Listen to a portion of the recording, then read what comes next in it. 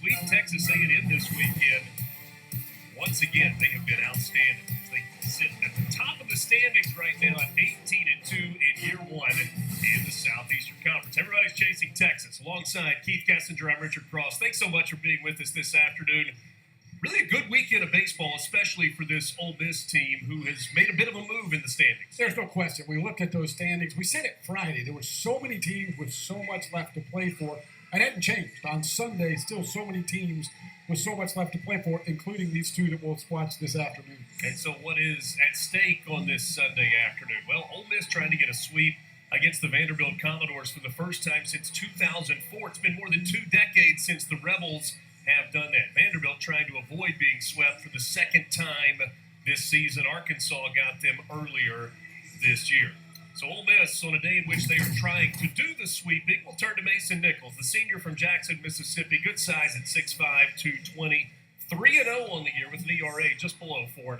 Yeah, veteran right-handed pitcher. The fastball going to be in the low 90s. Maybe early in the game a little bit better than that. The cutter's been a good pitch for him. And Mason's a strike thrower. Doesn't usually get himself in trouble. And done a good job for Ole Miss on Sunday afternoons. Vanderbilt has struggled offensively this weekend, hitting just 161 as a team through the first 2 games. Riley Nelson leading Vanderbilt in batting average at .359. In fact, he's the only hitter in the starting 9 for Vanderbilt today with a batting average above 300. This Commodores team has hung its hat on pitching and defense. Speaking of defense, this is what Ole Miss will go with today. And yes, it is a little bit different look. Hayden Federico getting the start today in left. Owen Pano getting the start at second base. Judd Utermark not starting in this game because of a violation of team rules. So Mason Nichols on the mound, Austin Fawley behind the plate, and we are set for Game 3 between the Rebels and the Commodores.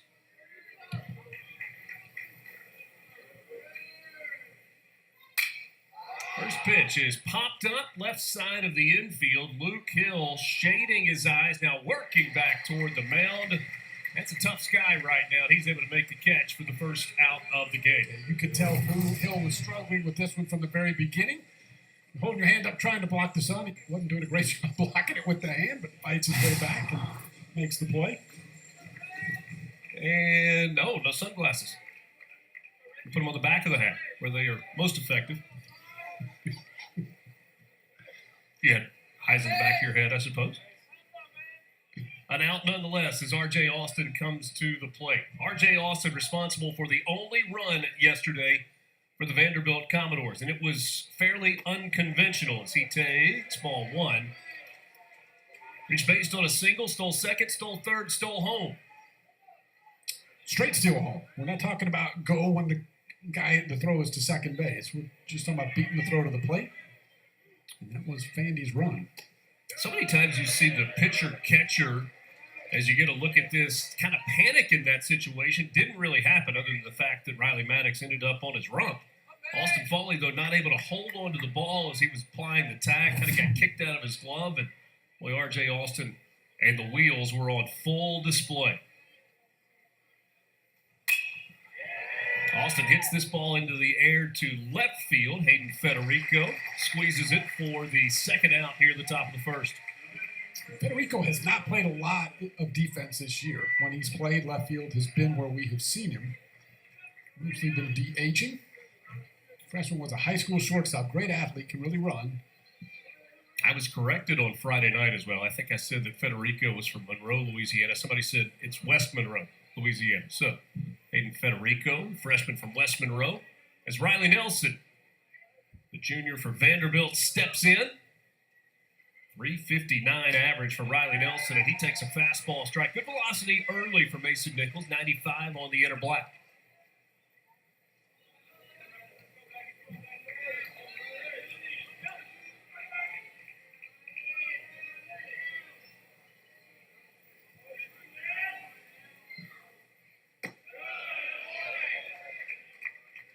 You're about the calm before the storm. Today in Oxford, Mississippi, kind of the calm after the storm. Double-decker weekend, tons of people in town.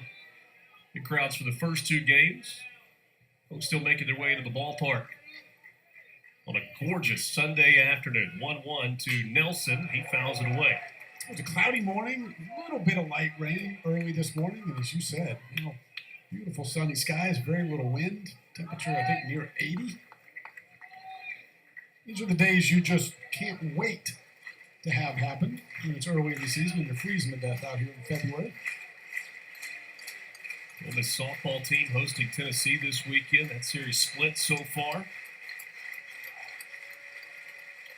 Rebels leading 1-0 over the Vols in Game 3 of that series. This one, a little flare shot out to right field, and that falls in for a base hit for Riley Nelson. It's just a really good piece of hitting. Nelson completely fooled by the changeup, but he kept the hands back enough to get the barrel to it. Look at it here, and you can see he's fooled, but if you keep your hands back enough, you can get the good part of the bat to the ball. Pano can't hunt it down. Not hit hard, but he gives himself no chance, but he's not able to keep the hands back.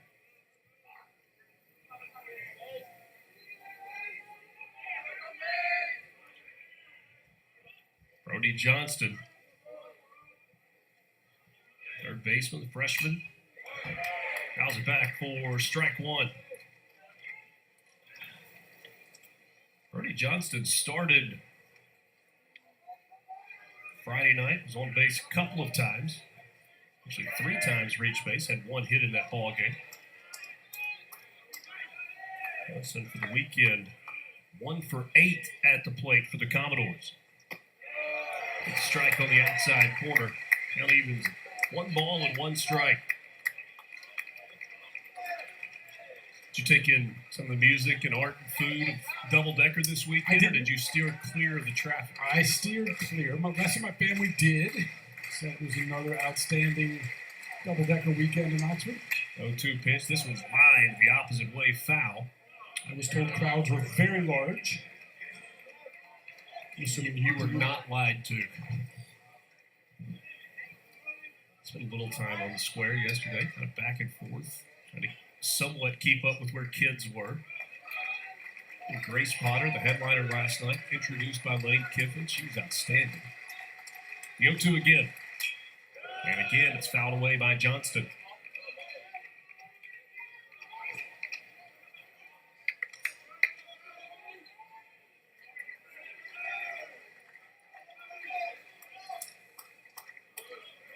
Six games today on this final day of Week 7 in the SEC happening across the league. A couple of series that have already finished. And a throw to first. Ole Miss leads the SEC in pickoffs, both overall and in league play. They've got 5 of them in SEC games. Yeah, Nelson did not have much of a lead, but was just starting kind of a hop. And you'll see guys do that. If they time that hop right, they take off. Once again, an 0-2 to Johnston. That's the third in a row that he's spoiled.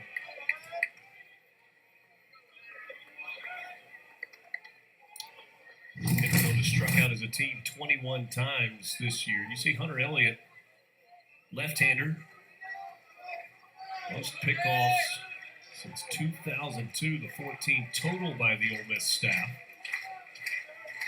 See a right-hander there, second on the team with 3 pickoffs. Don't you think there's some good feet? This one hit through the right side. What a good at-bat for Brody Johnston as he fought that one off and shot it through the 4-hole. That's exactly right. Johnston able to foul off a couple of really tough pitches, especially pitch before a cutter down the plate. Just gets enough of it to stay in there, and then he gets fastball up and out over the plate. Does a really nice job. Stays short, gets on top of it, and uses that 4-hole. Vanderbilt has 11 wins in the SEC. 9 of those 11 wins have come on 3 weekends. They have 3 sweeps. Did it against Texas A&M back in late March. In fact, they swept Texas A&M and then were swept by Arkansas the following weekend.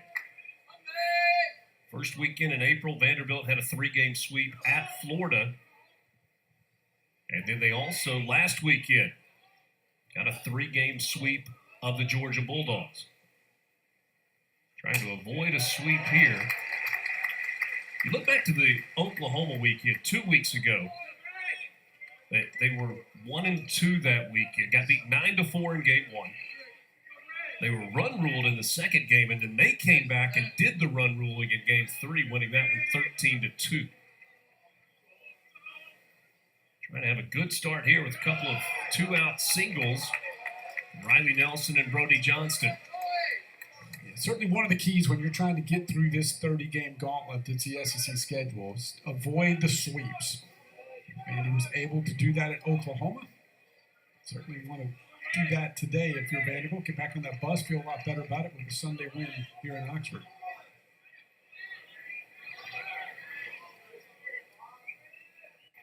Ball and a strike with 2 on and 2 out. Off speed there. 1 ball, 2 strikes. It's a cutter we've seen a good bit of from Nichols this season. Goes that a little bit harder. He's got another breaking ball that he spins up there slower than that. But when you see it in that 85, 88 range, that's going to be the cover.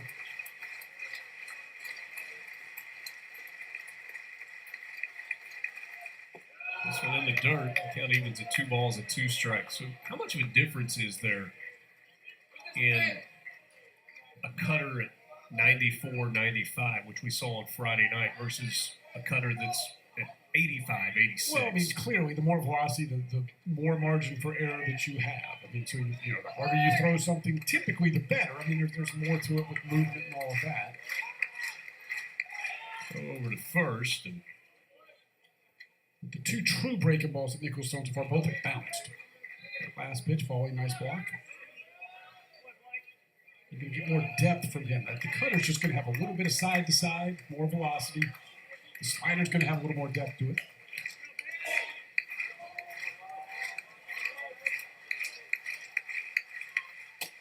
So 2's up and away, full count. Pop out on the first pitch of the game by Rustin Rigdon. And R.J. Austin flew out to left, and since then a single from Riley Nelson. Left-handed hitter kind of blooped it out to right, and then Brody Johnston fought one off through the right side of the infield. First and second for Vandy, and a full count to Holcomb. The pitch runs inside, and Vanderbilt's got the bases loaded. 3 in a row have reached after 2 outs. Get a look at Tim Corbin, the head coach that also coaches in the third base box. 23rd season. He is just 49 wins away from 1,000 in his career 3 times. Almost surprising that it's only 3 times that he's been named the SEC Coach of the Year. 5 trips to the College World Series, and twice Vanderbilt has carried that trophy off the field as the last team standing. Another veteran in the SEC. In fact, the dean of the SEC coaches, Mike Bianco, in his 25th year, 936 wins. Nobody's won more games in Ole Miss baseball history than Mike Bianco. Couple of trips to Omaha under Bianco in those 25 years, and a championship in 2022, just 3 years ago. Ole Miss has missed the postseason the last 2 years. This Ole Miss team very much not only in line to be a postseason team, but potentially to be playing baseball here at Swayze Field in June. Bases loaded for Vanderbilt with 2 out, and that first pitch misses for ball 1 to Mac Rhodes. Yeah, credit Vandy here, too, because that's 3 really good at-bats in a row. Remember Nelson kept the hands back with the 2-strike change-up that he was fooled on. Johnson fouled some pitches off, got a base hit. Holcomb ends up working the count full, gets the walk. It's just 3 quality at-bats. There's a strike, and the count goes to 1-1 on Mac Rhodes, the DH today. Rhodes has driven in 18 on the year, but he is looking for a 2-out base hit to increase that RBI number. Commodores trying to strike first in the top of the first. 1-1 pitch fouled away, and now Mason Nichols a strike away from getting out of a mess that he's created himself here in the first inning. He got 2 outs on the first 5 pitches. He's now going to throw pitch number 24, trying to get out number 3. Single from Nelson, single from Johnston, walk to Holcomb. Nichols from the stretch, the 1-2. This one hit hard but foul down the first baseline. That fortunate for Ole Miss because that very well could have cleared the bases.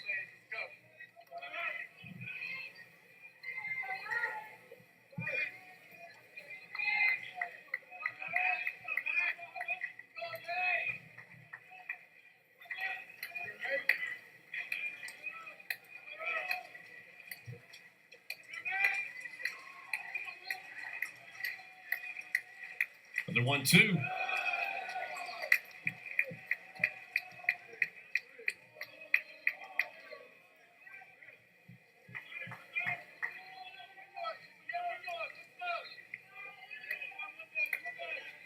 Arkansas and Florida are in the 5th inning with the Razorbacks in front 5-4. South Carolina, Kentucky playing a deciding game 3 today. Cats with an early lead over the Gamecocks. This one hit to second and it's past a diving Owen Pano. 1 run comes around to score. Here comes a second run. And Vanderbilt has 4 in a row reached safely. That a 2-run single from Mac Rose. How about this Vandy offense here with 2 outs? Gets a fastball down the middle, and Rose just hammers this ball. Pano with a great effort. Almost gets to this one. Good angle here. Just a little late on the dive. Vandy early. 2 outs. Nobody on base. 2 runs in. Still first and third. Owen Pano at second base today, playing in his 19th game of the year, 16th game that he has started. This just the 3rd start in SEC play. So now runners at the corners and Colin Barcy at the plate. And Barcy, foul tip held on to by Austin Foley for strike 1. 3 hits and a walk with a couple of runs scored for Vanderbilt.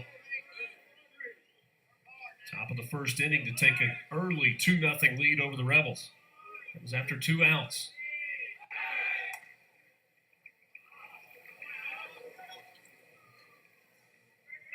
Yeah, 2 outs, nobody on, and a 1-2 count on Nelson. Credit Vandy. Certainly wanted to strike early when you've lost the first 2 in the series. Get something good to happen. That's exactly what they've done. Brody Johnston was in the hole 0-2 and found, 3-4 off in a row? Well, driving one the opposite way. And now Mason Nichols, who wasn't able to avoid any damage, trying to limit the damage.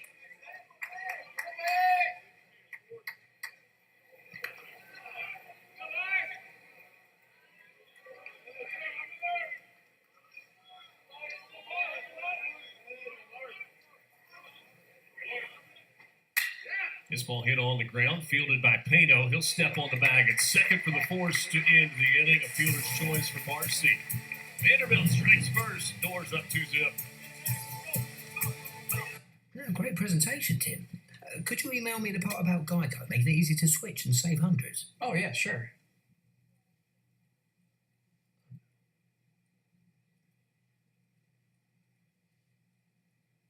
You don't know my name, do you? Of course I know your name. I just get you mixed up with the other guy. What's his name? What's your name? Switch and save. Get more with Geico. Could you just tell me? I want this to be over. At Ace, we know not all paint is created equal, so to do it right, start with exceptional paint that's designed to last. Only Ace has this collection of premium brands like Benjamin Moore, Magnolia Home by Joanna Gaines, and Clark & Kensington. And your local Ace has premium service and quality paint that stand up to the test of time, with gallons of paint like Royal starting at only $29.99. And right now, get 20% off gallons of select Benjamin Moore premium interior paint. Ace is the place with the helpful hardware, folks. Connor Fennell, right-hander on the mound for the Vanderbilt Commodores out of Londonderry, New Hampshire. He is 4-0 on the year with a 3 ERA. When you look at the strikeout to walk numbers, 51 strikeouts, 5 walks. And by the way, don't blink when he's on the mound. He works fast. That's exactly right. You can see in the scouting report there, he is a strike thrower. You can look at the numbers and tell that. He does work fast. Kind of a funky delivery. Hitters have some issues with that. Not going to overpower you. 87-90 with the fastball. Change has been a really good pitch, especially against left-handed hitters with Ole Miss lefties. That change will be a pitch they have to watch today. And Fennell's a guy that moves it in and out, up and down, and he has been really good for Vanderbilt. So Vanderbilt gets a couple of runs in the top of the 1st inning for Fennell. Ole Miss batting order in the hole to start things off. Federico Hill, Furness, Sanford, Mormon, Humphrey, Fawley, Pano, Chang. In Game 2 yesterday, Ryan Mormon, who had struggled in SEC play, had a really, really big game. 2 for 3, including a 3-run home run that was part of a 6-run inning for the yesterday for Ole Miss. Rebels went from down 1 to up 6-1. after the 5th yesterday, I think it was. That game was really decided. I mean, that was it. That was the 6-run inning, and that was basically, as it turned out, the baseball game. Rigdon Austin and Holcomb in the outfield for Vanderbilt. Johnston, Vastine, Mancini, and Nelson third to first on the infield with Barcy catching. And Connor Fennell on the mound.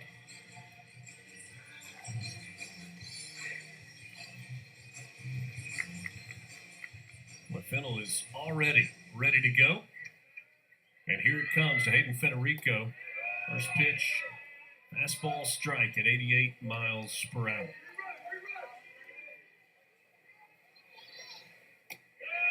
Connor Fennell, a transfer from Dayton. Don't look down at your computer, Richard. Don't miss a pitch. Do that one with 17 on the pitch clock. Got lots of screens going over here. The 0-2. Federico gets a piece of it. In an age where you see batters kind of adjust their batting gloves, it's less than it has been with the pitch clock. There's no need for a pitch clock with Connor Fennell on the mound. And I can't tell you how great as an infielder that is to play behind. Guy that throws strikes, guy that works fast, keeps you in the game. As an infielder, there's just nothing worse than standing out there and taking a long time between pitches, a lot of balls. Not going to see that today. Federico off the end of the bat out toward left center field. Long run over for R.J. Austin. He'll make the catch just a couple of feet shy of the track. Not much wind, a little bit of a breeze to the outfield today. You talk about as a defensive player. What about as a hitter?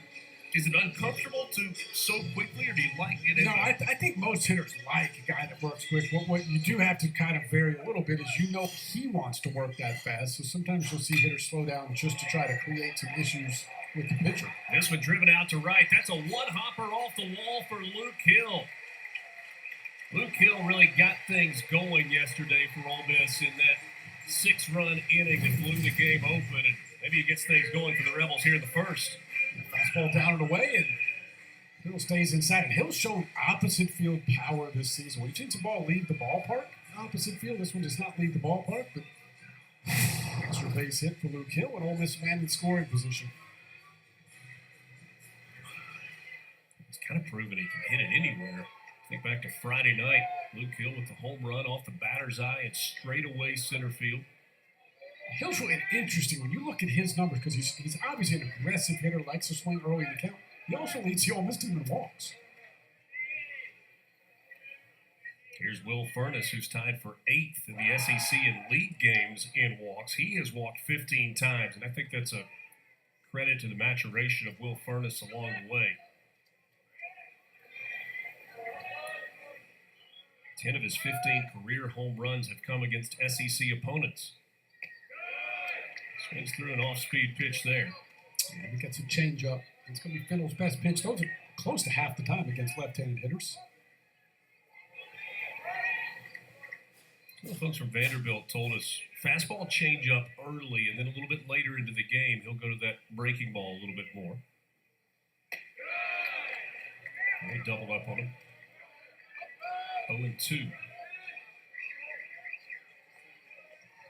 7 home runs, 30 driven in for Will Furness, hitting an even 300 for the season.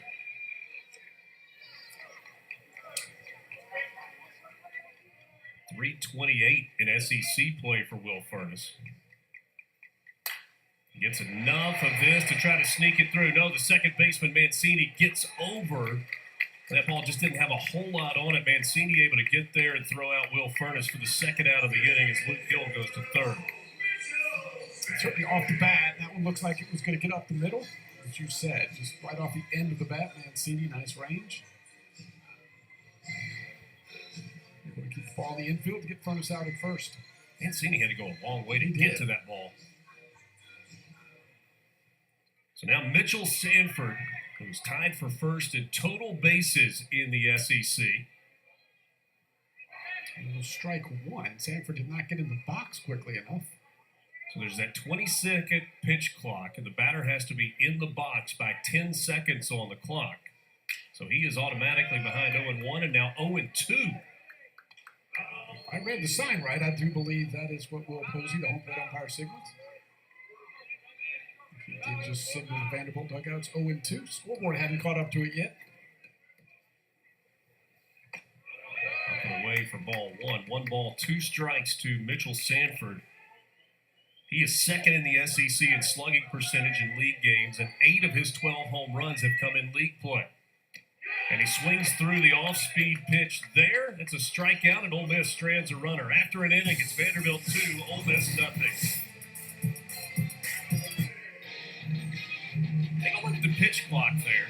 You see, you got the home plate umpire, Will Posey, dusting things off. Mitchell Sanford getting ready to step in the box. Got to be in the box and ready to hit with 10 seconds on the pitch clock.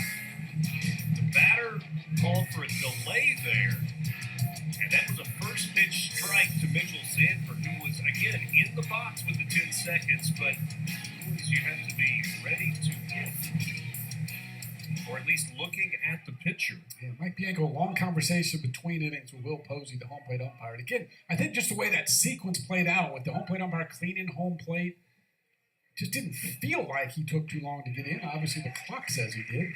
Well, and the pitch clock in between batters goes to 30 seconds. So that includes him walking from the on-deck circle to the plate.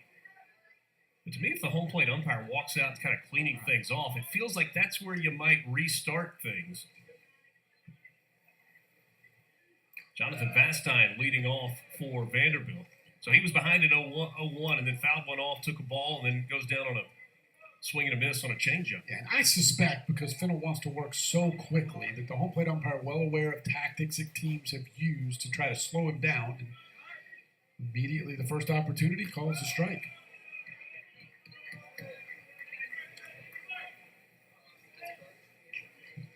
Jonathan Vastine does not have a hit this weekend, 0 for 5.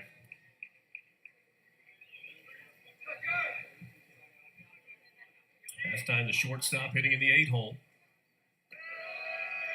He's ahead of the count here, 3-1. Vastine has been on base some. He's walked 3 times this weekend, trying to get a leadoff walk here in the second inning with Vanderbilt leading 2-0. Mason Nichols got 2 quick outs in the top of the first inning, then back-to-back singles, a walk, and a 2-run single. The difference in the game right now. Vastine hits this ball in the air to right, and Ryan Moorman will watch it fly way out of the ballpark. Jonathan Vastine with his 6th home run of the year to give Vanderbilt a 3-0 lead. He got all of that one. Yes, he did. 3-1 fastball, middle. Vastine did exactly what you want hitters to do. That is get the barrel to the ball, drive it. You hit one that lands up into the student section here, you have hit it a long way. It's ahead in the count, and again, you just can't place a fastball any better than that if you're up there at the plate. Still got to hit it. That's exactly what Vastine did. In terms of perspective, you don't really realize how much space there is between the wall and where that retaining wall is on the front row of the student section. You got a road, kind of a service road that runs there, and then a hill that goes up from the base of the road.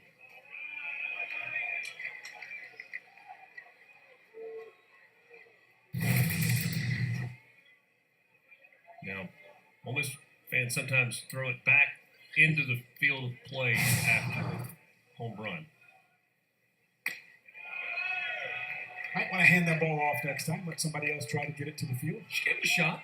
That did demonstrate a little bit, though, what we were just talking about, the distance between where she was standing and getting it over the fence. 2 balls and no strikes to Mike Mancini, the 9-hole hitter, second baseman for the Commodores. Big swing there, and he missed on the fastball. Count goes to 2-1.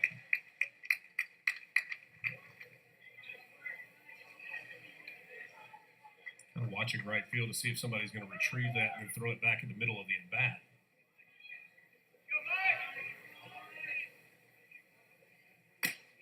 Now 2-2. That's back-to-back fastballs from Mason Nichols.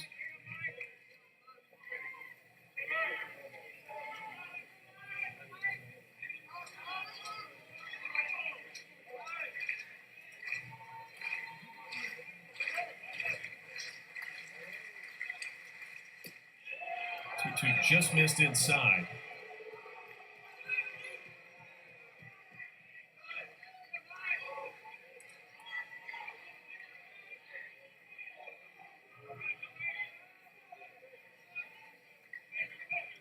5 innings is the season high for Mason Nichols. Did that at Missouri in a win for the Rebels. Full count pitch, fouled away. He also went 5 innings last weekend against South Carolina. Game that Ole Miss salvaged. Gave up 3 hits, just 2 earned runs. He walked 3 and struck out 3.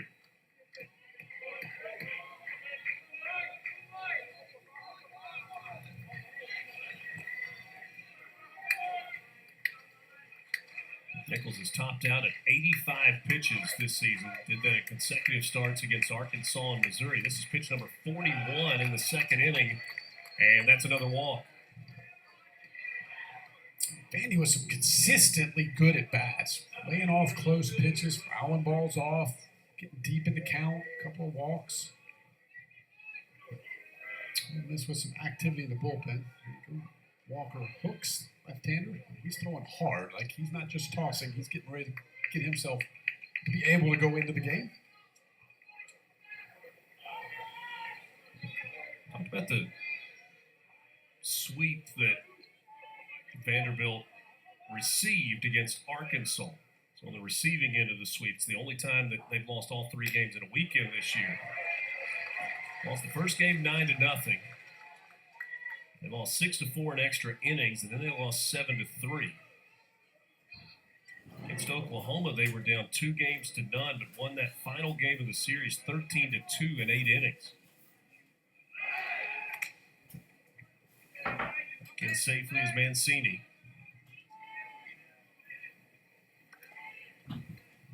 Mike Mancini's been good on the base paths this year. 9 out of 10 in stolen bases.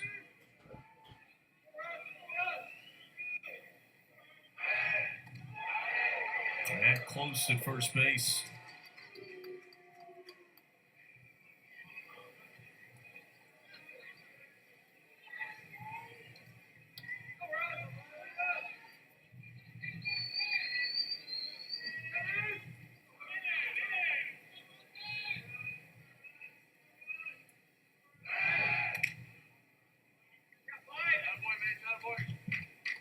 Bateman's still waiting on his second pitch of the at-bat.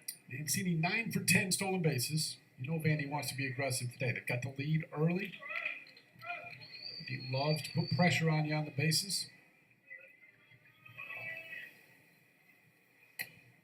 There's strike 2.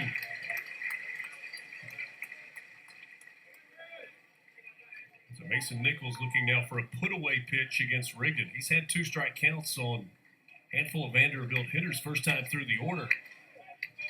He's not recorded a strikeout yet today. The 0-2 from Nichols. And that's part of the reason why Vanderbilt has fouled a bunch of balls off. Yes, they have. Taken some close pitches, fouled some balls off, and Mason Nichols about to throw pitch 45 with nobody out here in the second inning.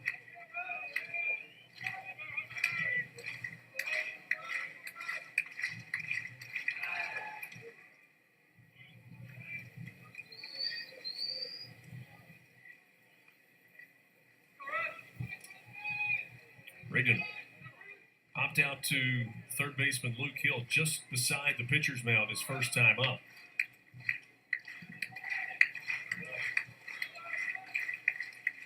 Runner goes, the 0-2.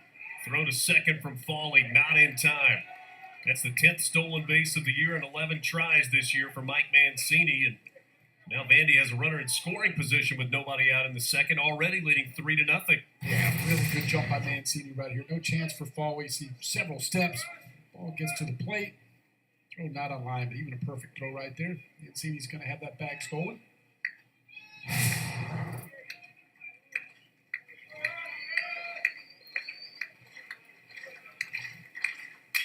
1-2 pitch. This back up the middle, a base hit. Mancini hits the bag at third. He's going to stop there as the throw comes toward the plate. Will Furness cut it off?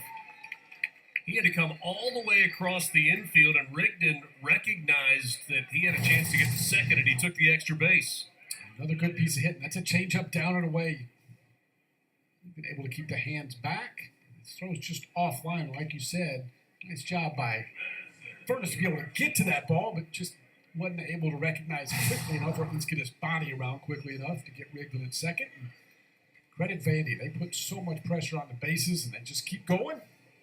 I think that's going to be the end of the day for Mason Nichols. That's going to do it. Mike Bianco coming out to make a pitching change. Nichols unable to record an out here in the second inning. He's given up 5 hits, 3 runs so far. Both runners on base belong to Mason Nichols. And Rebels going to the bullpen early, down 3-0.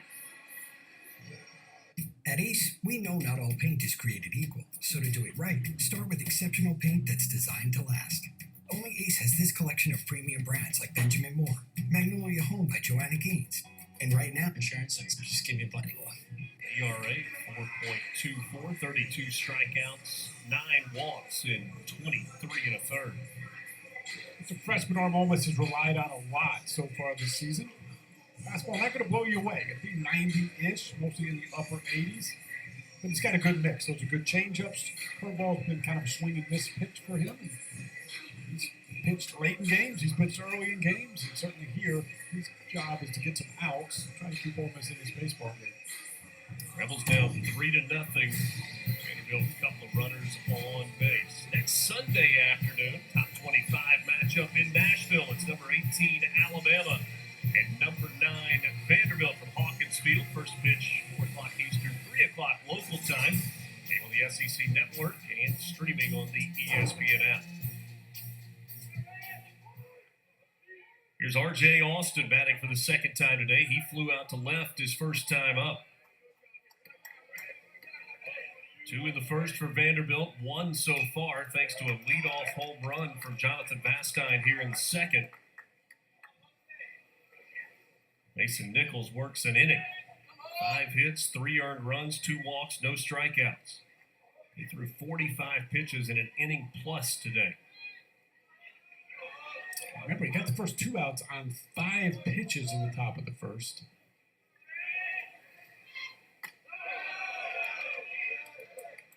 And he locked in at the plate today, though. They're doing a good job taking close pitches. Like we said, fouling balls off, then getting hittable balls. So with 2 outs on 5 pitches to start the game, he recorded 1 out on his next 41 pitches. He's got a signal from the home plate umpire.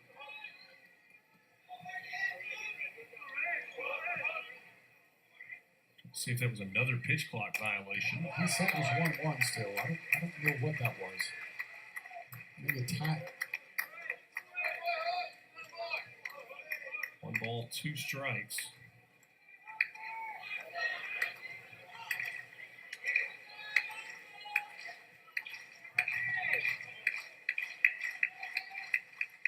This ball on the ground, past the diving third baseman Hill. Mancini comes around to score. Rigdon comes around to score. It's a 2-run single for R.J. Austin, and Vanderbilt leads it 5-0. But Vanderbilt's 2-strike hitting today. They've gotten down in the count several times. Stayed short to the baseball and finding holes, hitting it hard. Good chance right there to get Rigdon at the plate. Vandy off to a great start here on Sunday. R.J. Austin picks up RBIs 26 and 27 as now Riley Nelson comes to the plate. Singled and scored in the first inning. Pickoff throw, now the throw to second, and there is the first out of the inning. R.J. Austin picked off, trying to take second base. First move. Lefties, typically, you're just going to go first move, and then you're teaching your guy, don't stop. Let the defense make a play, and that's exactly what Ole Miss did. Nice job by Furness. Yeah, Furness created a lane to throw in. He came and got the baseball, created that lane. Made a good throw to Chang for the tag. Look, Chang kind of shaking his head as he got up. He likes contact. He has had some collisions this year. He's gotten hit by pitch a lot. Some defensive collisions. Austin pops this one up. Shallow center field, and it's the second baseman, Pano, going way out into the grass to make the catch for the second out of the inning. It's a really good play by Pano right there. You can see Chang was having trouble with it. Humphrey in center, I don't think was going to get there. Pano took control and able to run it down.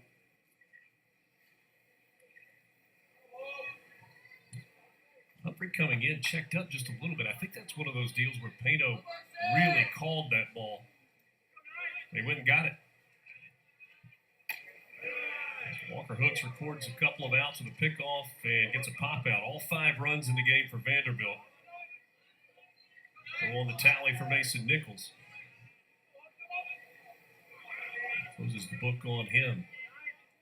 Base is empty, but 3 runs across for Vanderbilt here in the 2nd inning.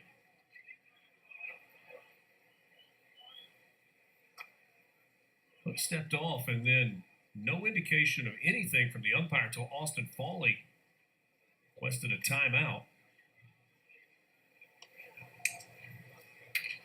So did Furness at first. It must have been something with the pitch count because Furness also hears the pitch call.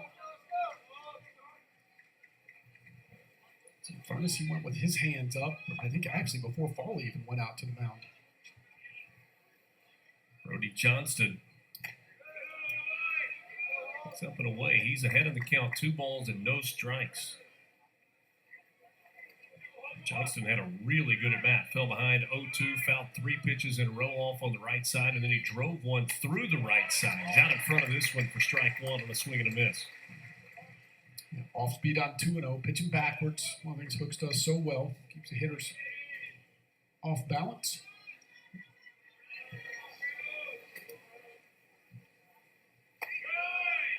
Got it down low for ball 3.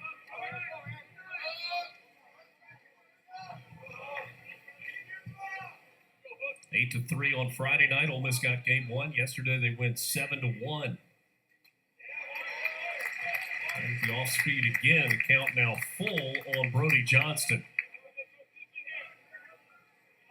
9 home runs, 40 driven in this year for Johnston, the 3rd baseman for the Commodores.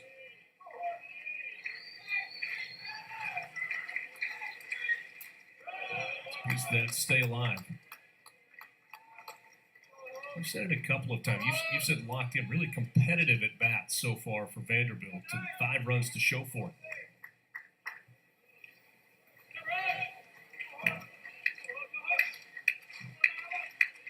Another full count. It's fouled off. Foley couldn't get his glove under it, so we'll do it again. A steady tie to off speed. If Joel Mangrum decides to come back something harder here. Johnson seems to be getting more and more on time on that off speed. Strike 3 called. Johnson goes away looking. He was headed toward first base. He was surprised by the call by Will Posey. Jonathan Bastide got it started with a solo home run. Vandy added 2 more after that. It's 5-0 as we go to the bottom of the 2nd. Yeah, great presentation, Tim. Could you email me the part about guide dog, making it easy to switch and save hundreds? Oh, yeah, sure.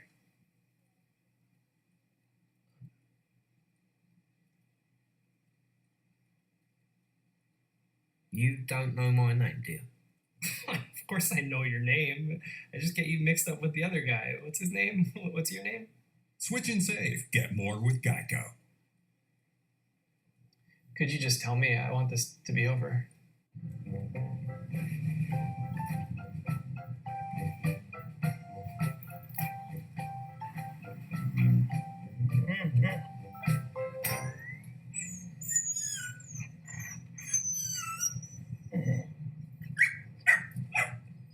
A large touchscreen keeps everyone happy. The Subaru Crosstrek. Dog tested, dog approved.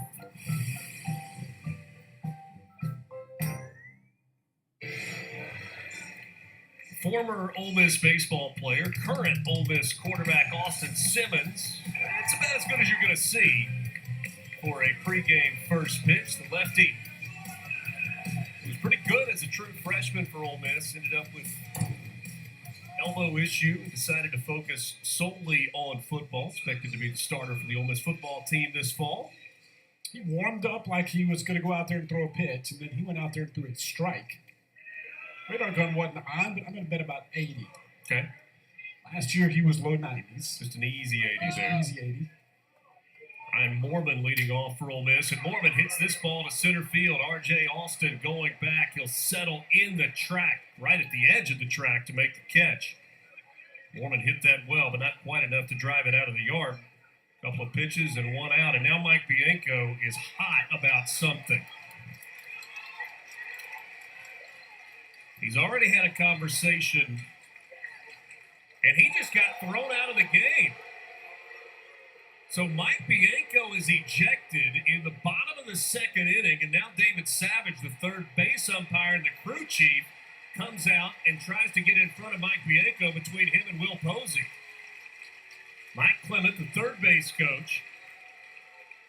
Now, when a head coach is ejected in the game, they're out for that day. If there is an extended argument, it can become a second game in which he is not allowed to stay on the field or be in the dugout.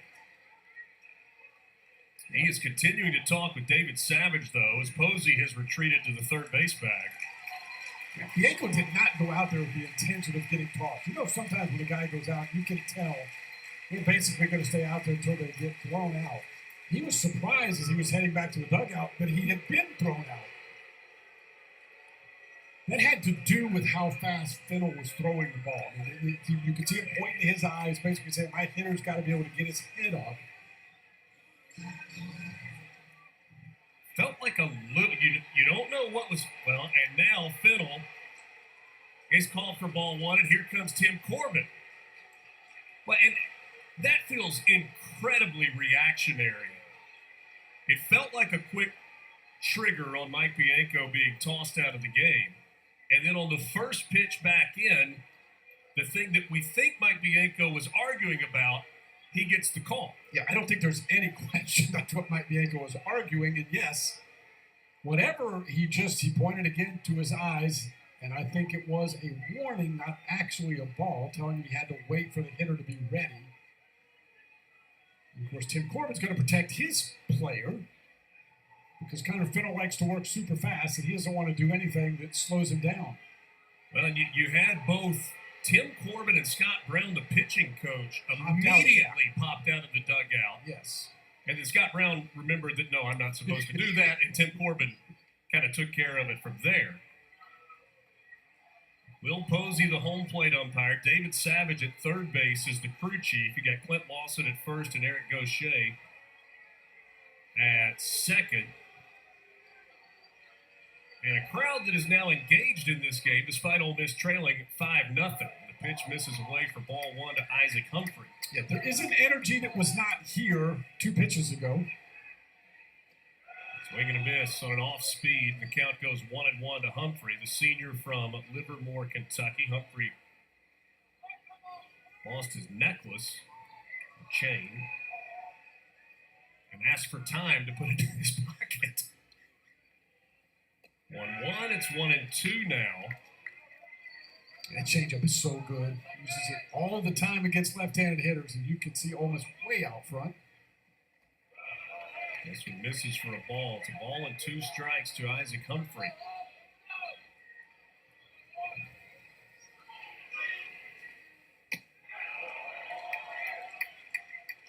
The scoreboard now showing full count to Humphrey. Full count pitch.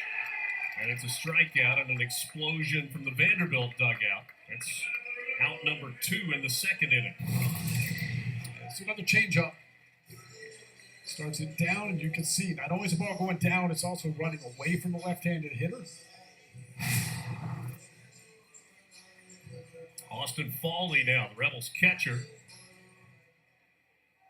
Climbing into the batter's box, and here's Fennell. Off the end of the bat, slow roller to first, picked up by Nelson. He'll step on the bag himself, and Ole Miss goes 1, 2, 3. That's now 5 in a row.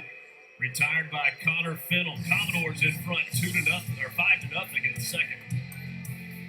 With Geico, we can easily bundle home and car insurance and save even more. Yeah, just like that breakfast burrito. There isn't too much hot sauce, is there? I have a sensitive palate. I actually like hot sauce. How about guacamole? I don't really know what we're talking about anymore.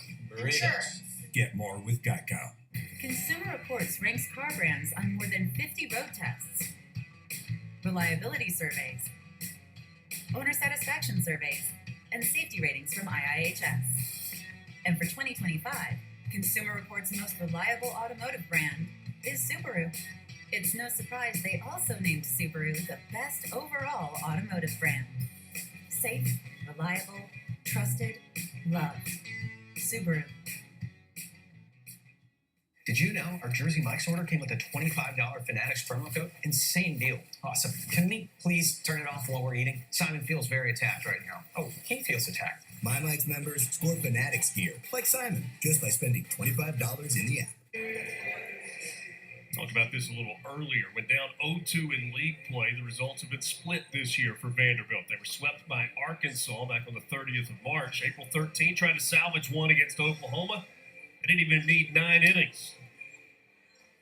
Got the 8-inning run rule victory over OU in Norman. Won that one 13-2. They're in front here 5-0 as we go to the top of the 3rd inning. And I guess 2 storylines right now. Vanderbilt jumping out to the early lead, and Mike Bianco being ejected from this game for Ole Miss. Rebels playing for a sweep on this Sunday as Walker hooks. Misses for ball 1. Mike Clement will serve as the head coach for the remainder of this game. He's the third base coach, longtime assistant on this staff. 2-0 now to Braden Holcomb. Holcomb walked and was stranded at third back in the first inning. It's the second time he's come to the plate today.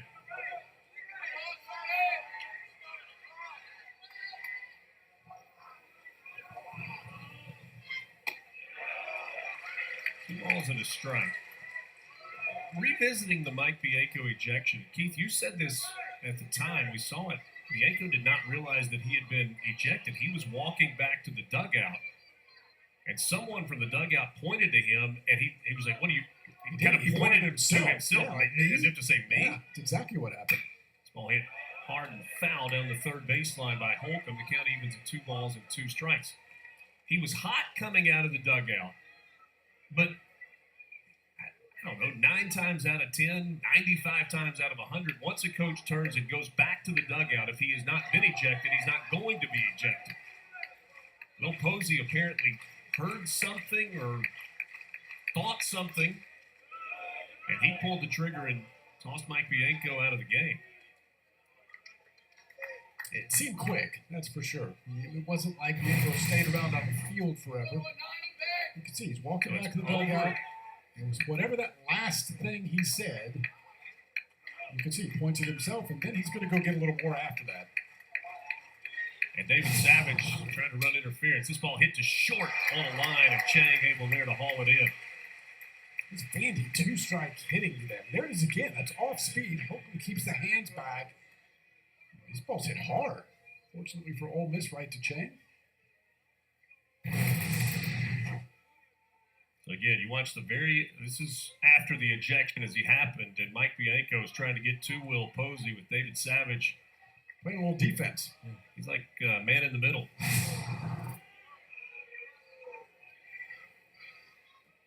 There's a 3/4 swing for a strike.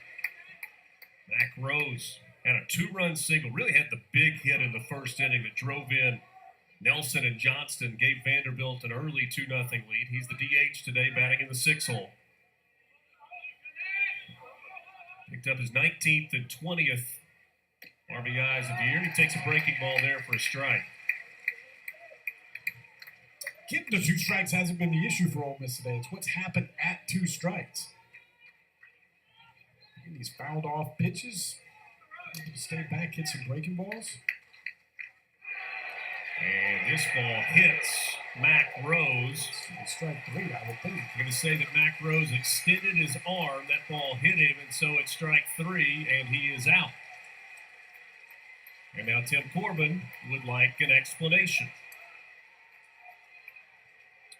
Will Posey's has a busy first 2.5 innings here today. Watch it live. That certainly looked like Rose stuck his elbow out. Again, you don't have to get out of the way of the ball. You just can't take your body towards the ball.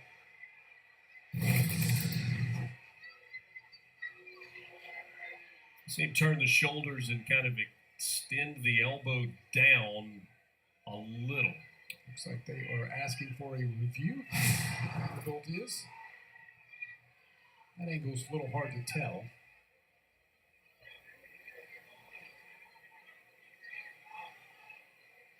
They're expecting just a lazy Sunday at the ballpark for the umpires. They may be disappointed.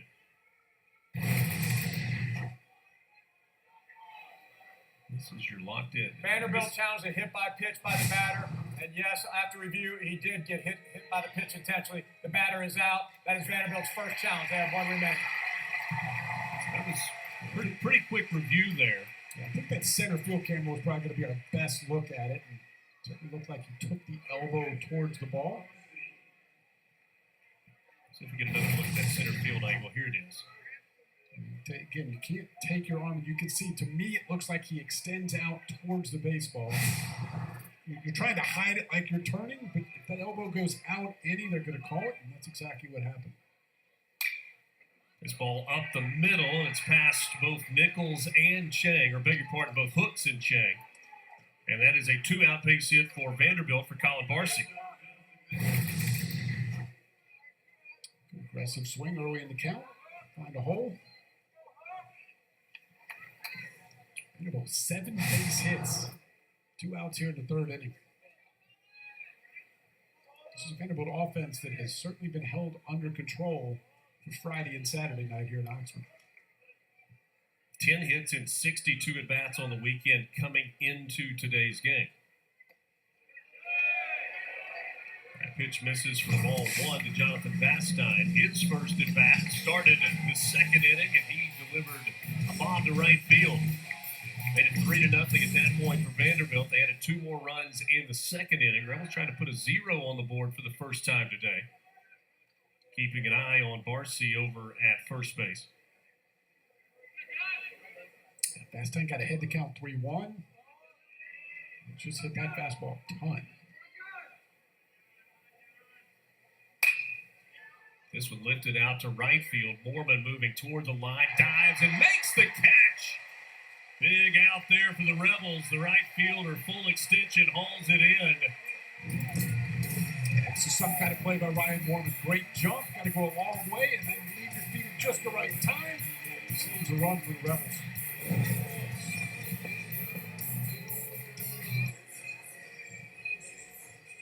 Two times this year, Ole Miss has had a chance for a sweep. March 23rd at Missouri. They finished it off with a 14-6 win. March 28th, just a week later, against Florida. Gators salvaged a game. 11-8 was the final in that one. Florida trying to win a series today at home. They were down early in the game to Arkansas, but the Gators have taken the lead 7-5 now in the 7th inning. That would be a big series win for Kevin O'Sullivan's team. They were down 5-1 in the second.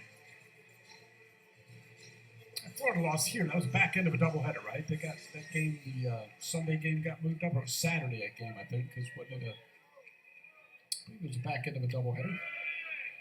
I think it was Thursday, Friday, Saturday, and they played 2 nines on Saturday. On Friday. No, did that one? Yeah, because remember, Florida couldn't get their charter flight out early, so they had to hang around all Friday. So it must have been Friday. Yes, it was a Thursday, Friday, Saturday series. So 2, 3 pitches, and a strikeout for Owen Pano, batting for the first time today. How about the changeup? I mean, again, Ole Miss has seen it on film. Ole Miss has certainly seen it through the first 2 innings, and left-handed hitters just not seeing it out of the hand at all. Luke Chang, 9-hole hitter. This is the end of the first trip through the order for Ole Miss. Only 1 hit, 3 strikeouts so far. Starts Chang with an 89-mile-an-hour fastball. Talked a lot about Connor Fennell and the speed at which he is operating on the mound. That pitch misses for a ball. And the thing is, that's what he does. And so you've got opponents week after week trying to do something to kind of throw him off his rhythm. I mean, there's 14 on the pitch clock as he delivers that pitch. And it was only 14 because Chang didn't look at him until 14. Chang had his head down and then head in the Ole Miss dugout because he can't throw the pitch until Ole Miss is looking at him.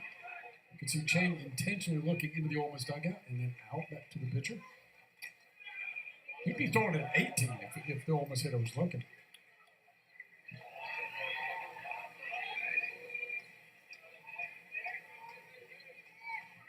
0-2. There's a swing and a miss. Picked up and a toss down to first base for the second out of the inning. So back-to-back strikeouts and 3 out of the last 4 retired by Connor Fennell.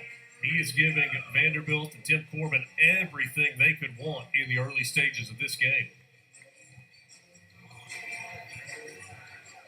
And this, as he starts his second trip through the order, will be only the 30th pitch of the game. He's been fantastic.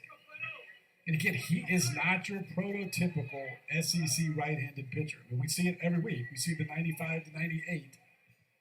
We're seeing 88-mile-an-hour fastball, maybe 89. Federico hitting from the left side against the right-handed hitter, which means he's going to see that changeup like he did there on the first pitch, swung and missed. And a steady diet of changeups. 0-2, back-to-back changeups. We've seen this throw it 3 and 4 times in a row today.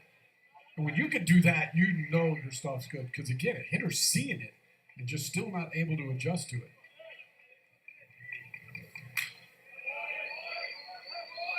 What's that 88 fastball look like it's 100 too? There you go, just fighting off at 88.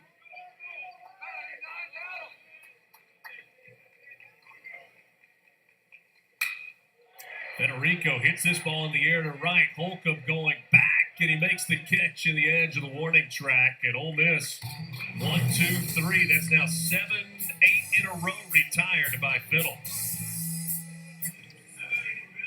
Look at Vanderbilt's postseason resume with 3 weeks plus today's game remaining in the regular season. Number 4 in the RPI, and that's after losing the first 2 of this series. Number 3 in strength of schedule. 18 combined quad 1 and quad 2 teams, and currently D1 Baseball projects Vanderbilt as the final top 8 seed. I don't think there's any question with that resume. If Vanderbilt's able to finish decently strong in the league, it'll be postseason baseball played in Nashville. First pitch strike to the 9-hole hitter Mike Mancini, who walked his first time up. And part of that for Vanderbilt's avoiding getting swept here today. Off to a good start, leading at 5-0 through 3. And now an equipment malfunction there for Mike Mancini. His wrist guard, Velcro, came undone on it. You've had to learn a lot of umpire hand signals today, Richard. There's been a lot of different calls by Will Posey. Well, that time I just saw the wrist guard kind of flapping in the breeze. There was the point to the hand by Posey saying, yeah, that it was an equipment issue. So you're saying you cheated. You didn't just go with the umpire call. You saw what actually happened. It's not like I threw him out of the game. There's some communication issues that are happening for Ole Miss right now. Walker Hook stepped off a couple of pitches ago and kind of pointed to the PitchCom receiver, so he'll stick a new one in his hat. Kind of slides under the band of the hat, and you put it on your head, which somebody's figured out how to make that comfortable. And then they hear the pitch call. Yeah, speaker in it. Yep. Reminds me of being a kid. Now, Furness, on the other hand, he's actually got the earpiece. He's got the earpiece. That's not what Hooks has. Hooks actually has a speaker in the hat.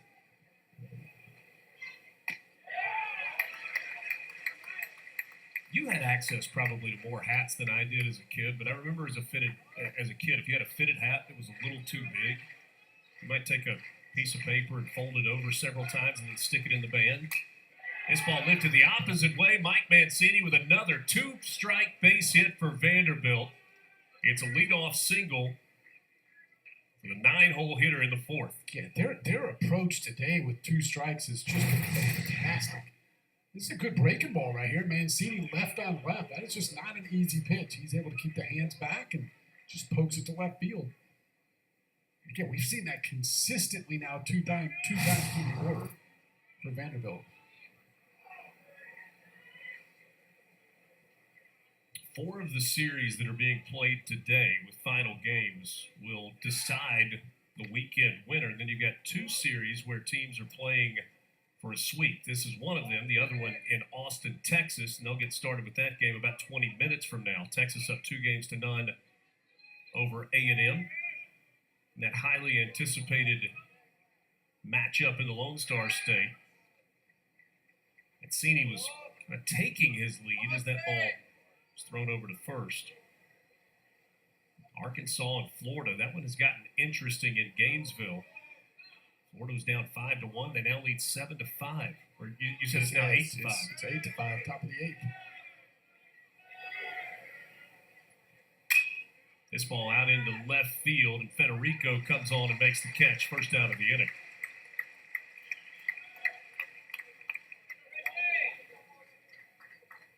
They are scoring early in Auburn, Alabama. Mississippi State and Auburn playing a deciding series on the Plains. It's 2-2 in the second inning. Tennessee with an early 2-1 lead over LSU.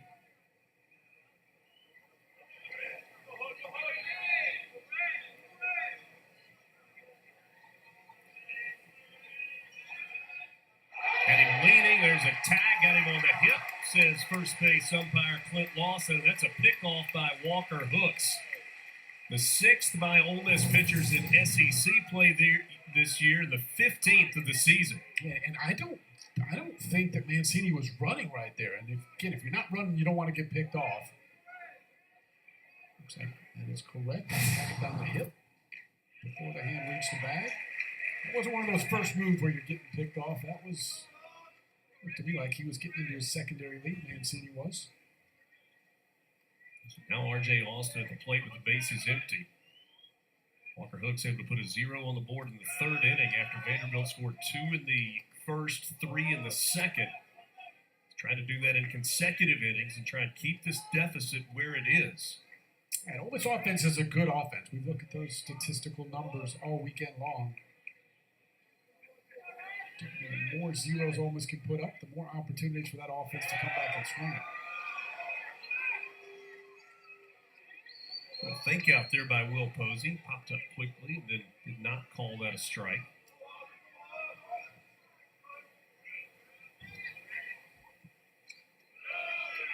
Three and one now to R.J. Austin.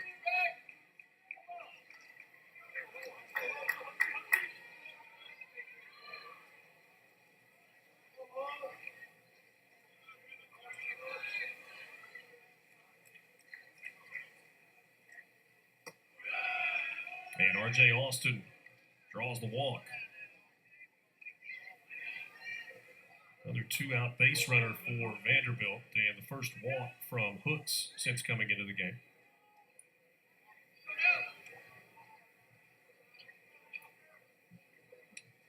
I think I said earlier today that it was the 5th inning. It was actually the 4th inning yesterday when Ole Miss had the 6-run game, and there's some similarities to this game. As Cody Bowker cruised through the first 3 innings. R.J. Austin had 3 stolen bases, including straight steal of home yesterday.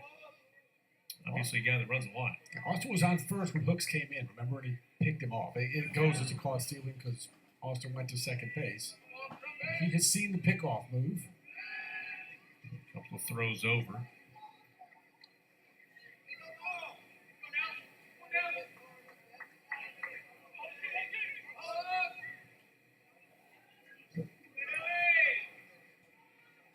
LSU's tied the game with Tennessee, 2 apiece in the second inning. There's a strike to Riley Nelson. Nelson with a single in the first and a pop out in the second.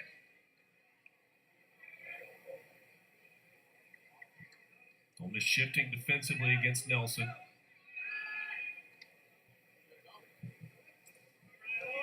See out there in shallow right field, the second baseman Owen Pano getting the start today in place of Judd Utermark, who is missing the start of this game for a violation of team rules.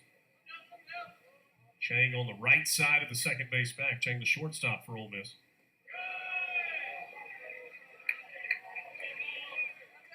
As it started to go, held up. No appeal on that one.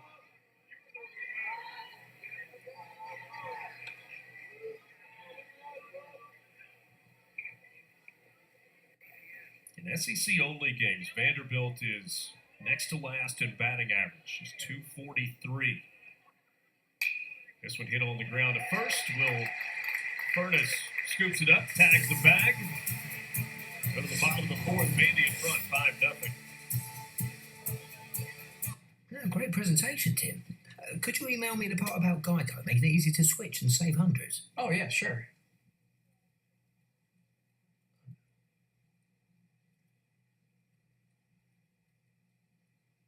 You don't know my name, do you? Of course I know your name. I just get you mixed up with the other guy. What's his name? What's your name? Switch and save. Get more with Geico. Could you just tell me? I want this to be over. At Ace, we know not all paint is created equal, so to do it right, start with exceptional paint that's designed to last. Only Ace has this collection of premium brands like Benjamin Moore, Magnolia Home by Joanna Gaines, and Clark & Kensington. And your local Ace has premium service and quality paint that stand up to the test of time, with gallons of paint like Royal starting at only $29.99. And right now, get 20% off gallons of select Benjamin Moore premium interior paint. Ace is the place with the helpful hardware, folks.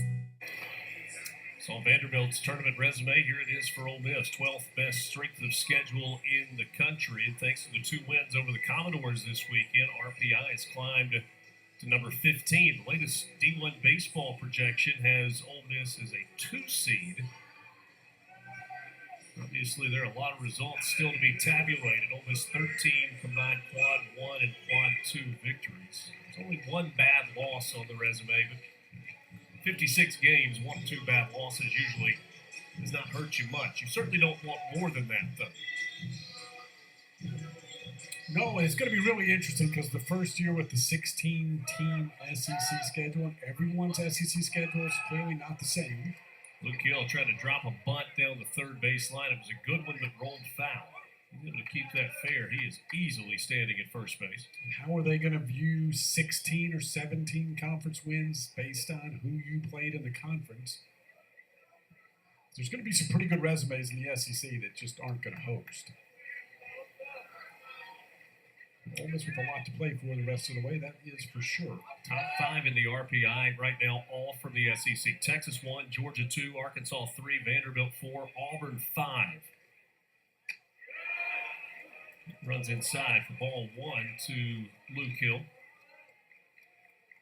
Only hit of the game for Ole Miss belongs to Luke Hill. He hit it a long way to the right center field gap, and he takes a pitch away there for ball 2, 2-1.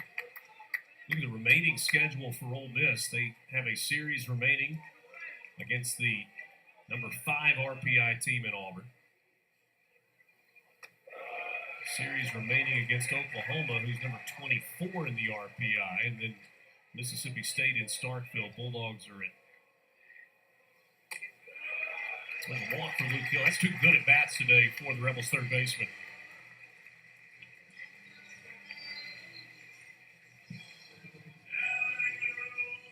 Second time through the order, see how Ole Miss handles it. Again, the delivery's a bit different, and obviously the speed, as far as how quickly he throws pitches, is certainly different than what Ole Miss is used to seeing. See the weekends remaining in league play. Ole Miss will finish up with Auburn. And Austin Peay having a really good year, too. That'll be a challenge for Ole Miss on Tuesday. This time of year, those Tuesday games get super hard. Just trying to get up and play well. No question. When you play these big conference weekends, you know what you've got coming up the next weekend, and won't be nearly as many people in the stadium. It's just harder.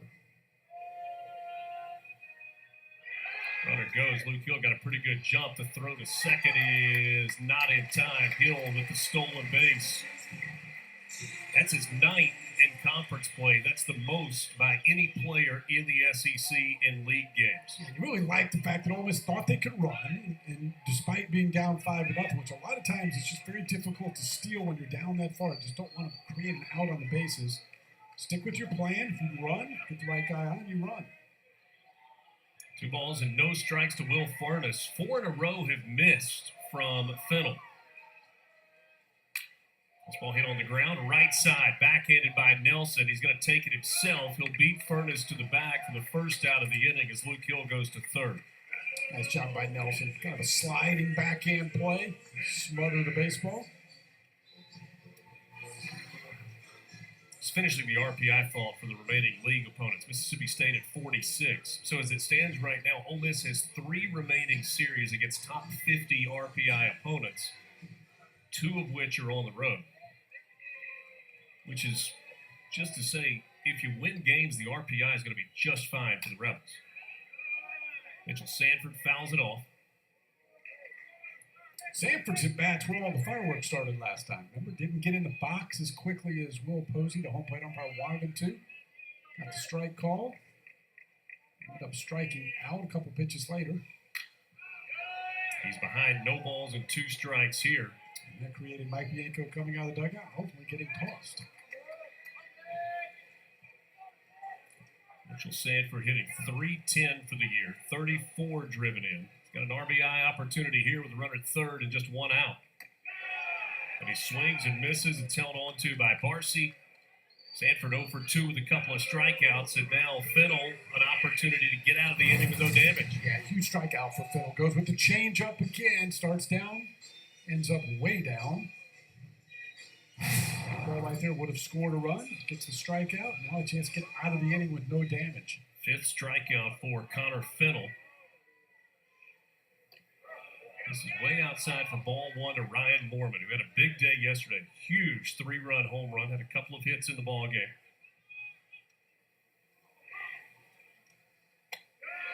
Mormon late there on the fastball at 89.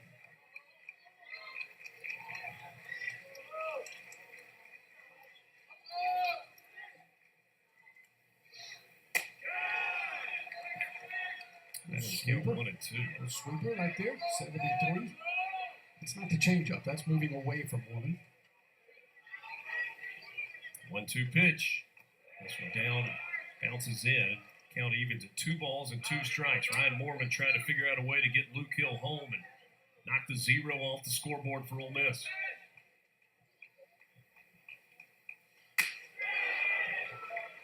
Half the infield for Vanderbilt was 2 or 3 steps toward the dugout.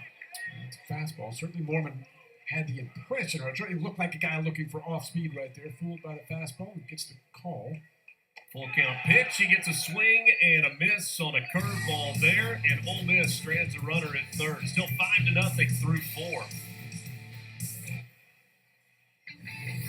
College World Series has been a celebration ground for teams from the SEC. 2019, Vanderbilt's got it all done. No College World Series in 2020. Mississippi State in 21. Ole Miss in 22. And it was LSU in 2023. And last year, Tennessee Volunteers taking home the hardware. 5 straight national champions coming from the SEC. SEC tournament begins on May 19th. Regional play starts on next to last day of the month of May. Then it's Super Regional weekend of June 6th. All about the start of the College World Series on June 13th. Best time of the year, postseason baseball. Almost here. Hard to believe, actually. How many SEC teams get in? A bunch. That's my current prediction. A bunch. Just like basketball. A bunch. Appreciate the hard-hitting analysis. Hudson Calhoun going to come into the game now for Ole Miss. So Walker Hooks gives the Rebels 3 innings of relief, scoreless relief for him. Hudson Calhoun making his 13th appearance of the year. He's 3-0. ERA just north of 5, 22 strikeouts, 9 walks. Most recent outing for Hudson Calhoun was a good one. That guy seems to keep getting better and better for the mound for Ole Miss. That fastball going to be in the mid-90s. Pretty good slider. Normally just the 2-pitch mix for Calhoun.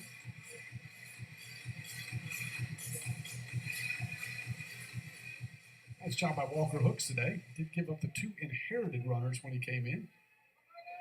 3 innings of scoreless, hitless baseball from Hudson Calhoun on Tuesday night against Mississippi State. 7 strikeouts in the game.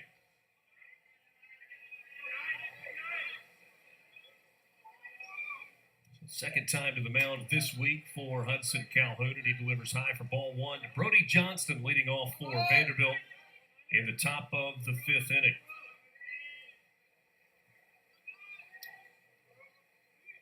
Skies have gotten cloudy here at Swayze and kind of rough looking to the north and the west as this pitch misses for ball two. 2 balls and no strikes to Johnston. You get a look. I don't know if the future radar is 100% accurate, but actually looks okay from a rain standpoint. Bigger concern might be if there's any lightning. As if right on cue. You called it. I got the lightning detection system that game management officials have, and if lightning bolt strikes within 8 miles of the stadium, and both teams are cleared, and you have a minimum 30-minute delay. I didn't think there was any chance of rain this afternoon at all. Certainly radar looks like rain is possible. 3-1 to Brody Johnston. There's a fastball strike at 95. Johnston will have to retrieve his bat.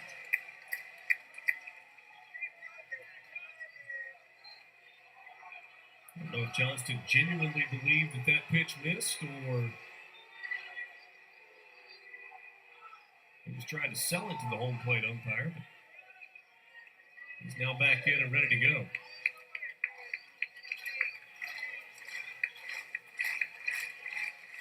Full count pitch. Foul back. LSU's taken a 5-2 lead over Tennessee. Game 3 of that series. LSU with a dramatic win on Friday night / Saturday morning.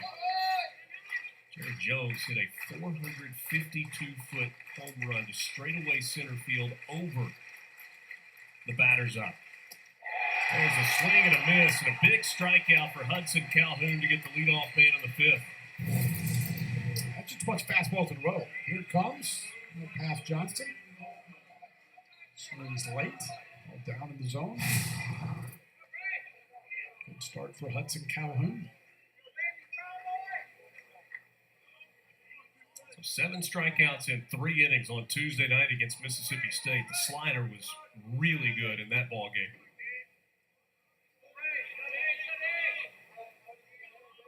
Braden Holcomb 0 for 1 with a walk and a line out.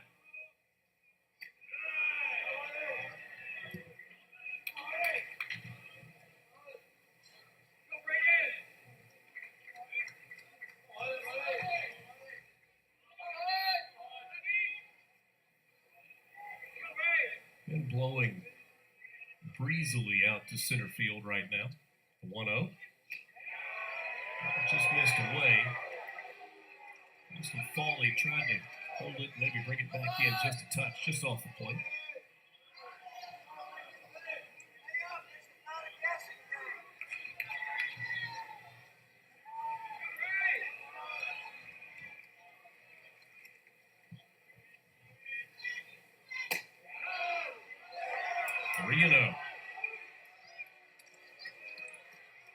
Not missing by much.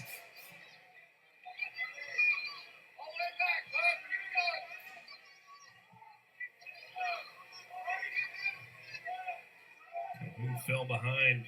Brody Johnson was able to come back and get the strikeout. Got to try and dig himself out of a hole here. And this one misses way outside. So 4-pitch walk to Braden Holcomb, the 5-hole hitter today for Vanderbilt.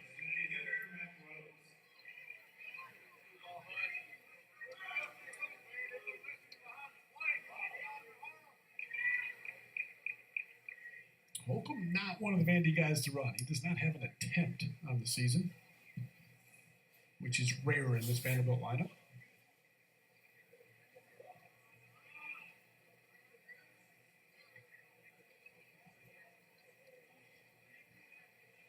Walker Hooks worked 3 innings. He gave up 3 hits, walked 1, and struck out a couple.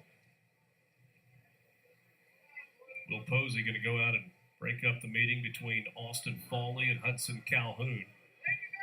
It kind of slowed that Vanderbilt momentum. They were swinging it first couple innings. There's Mason Morris, who pitched on Friday for Ole Miss. If he comes into this ball game, it will be the first time this year on a weekend where he's pitched twice in the same weekend. That is correct. I think we mentioned it on Friday, talking about Bianco on Monday of this past week, and he said they would have used him a second time last weekend at Kentucky, but South Carolina. That's right. The Rebels ended up with a 10-run rule victory in 7 innings. Here's Mac Rose. Rose chops this one foul. Trickle over toward the Ole Miss dugout. First base side. Rose with the 2-run single in the first inning.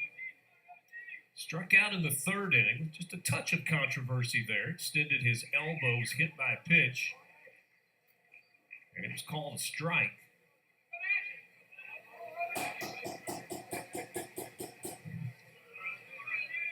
The 0-1 from Calhoun. The fastball there. The count goes to 0-2.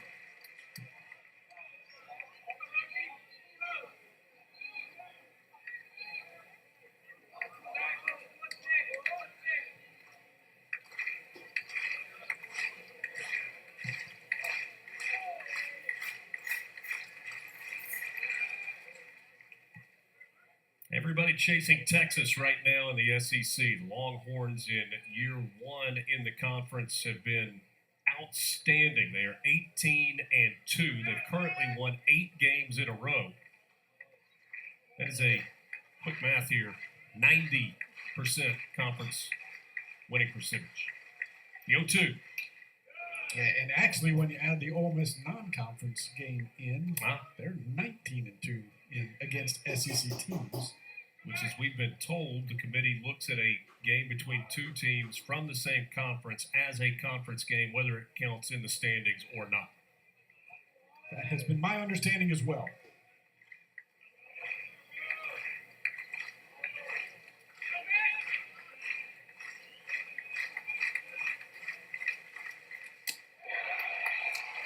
Strike 3 called.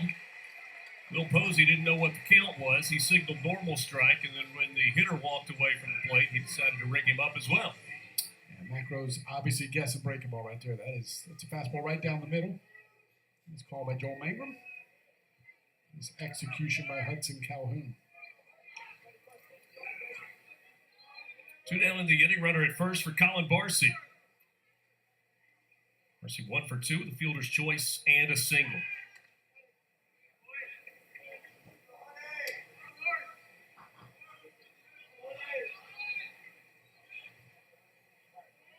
What's the strategy behind continuing to throw to first on a guy that has not stolen a base all year? Keeping him honest? Out tip for a strike. Without knowing whether that's a called pick or not, sometimes pitchers just, they know they're playing Vandy and they know Vandy wants to run, and so you get in your head. Sometimes maybe you didn't like the grip on the ball or something until you throw to first. If it's a called pick, I'm not really sure. Because again, at this point in the year, a Vandy team that runs all the time, 0 stolen base attempts for Holcomb.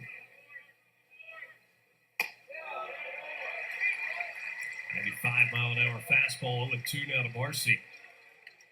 But in today's game where the pitcher can't step off but one time, sometimes throwing to first at least gets you a little reset in the head. 2 down in the inning, runner at first. Almost tried to put a 3rd straight 0 on the board. And a little closer there at first with Braden Holcomb. Or you're trying to steal one out. That was close then. Closer.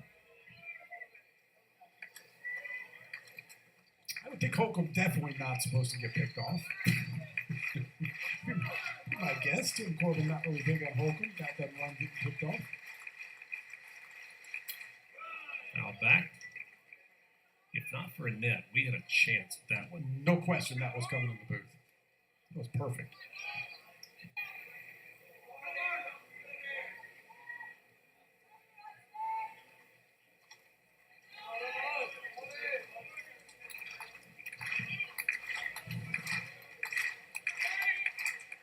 No balls and 2 strikes to Barcy.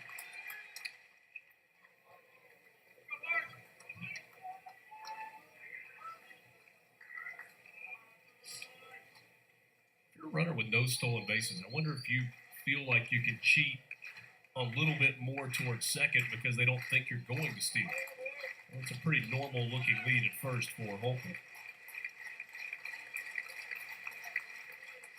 0-2. Fastball missed.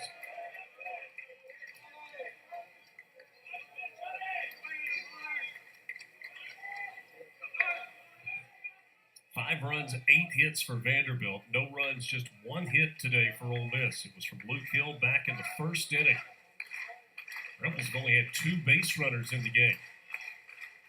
Neither team has made an error as Barcy fouls it away. That was the 20th pitch of the inning here for Hudson Calhoun. Not only has Vanderbilt built a lead and hit it well in this game, they have caused Ole Miss pitchers to throw a lot of pitches here into the 5th inning.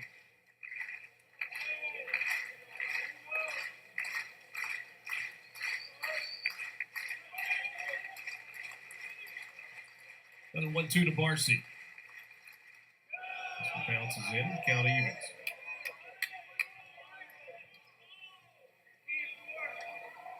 What about Texas at 18-2 in league play? The separation between Texas and second place Arkansas, 4 games.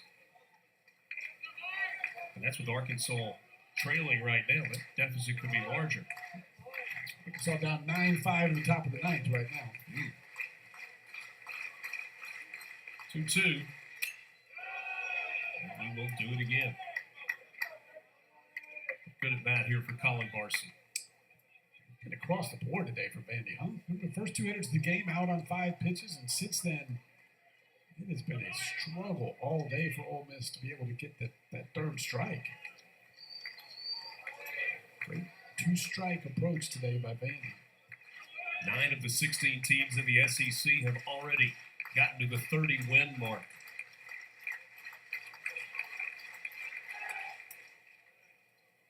And that's with double-digit games still to play for everybody.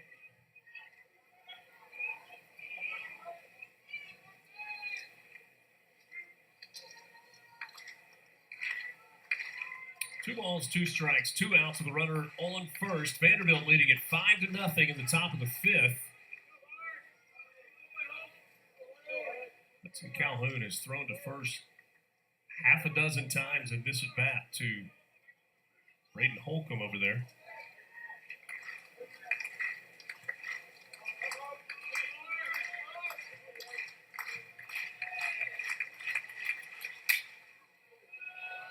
On the right field line, but drifting out of play.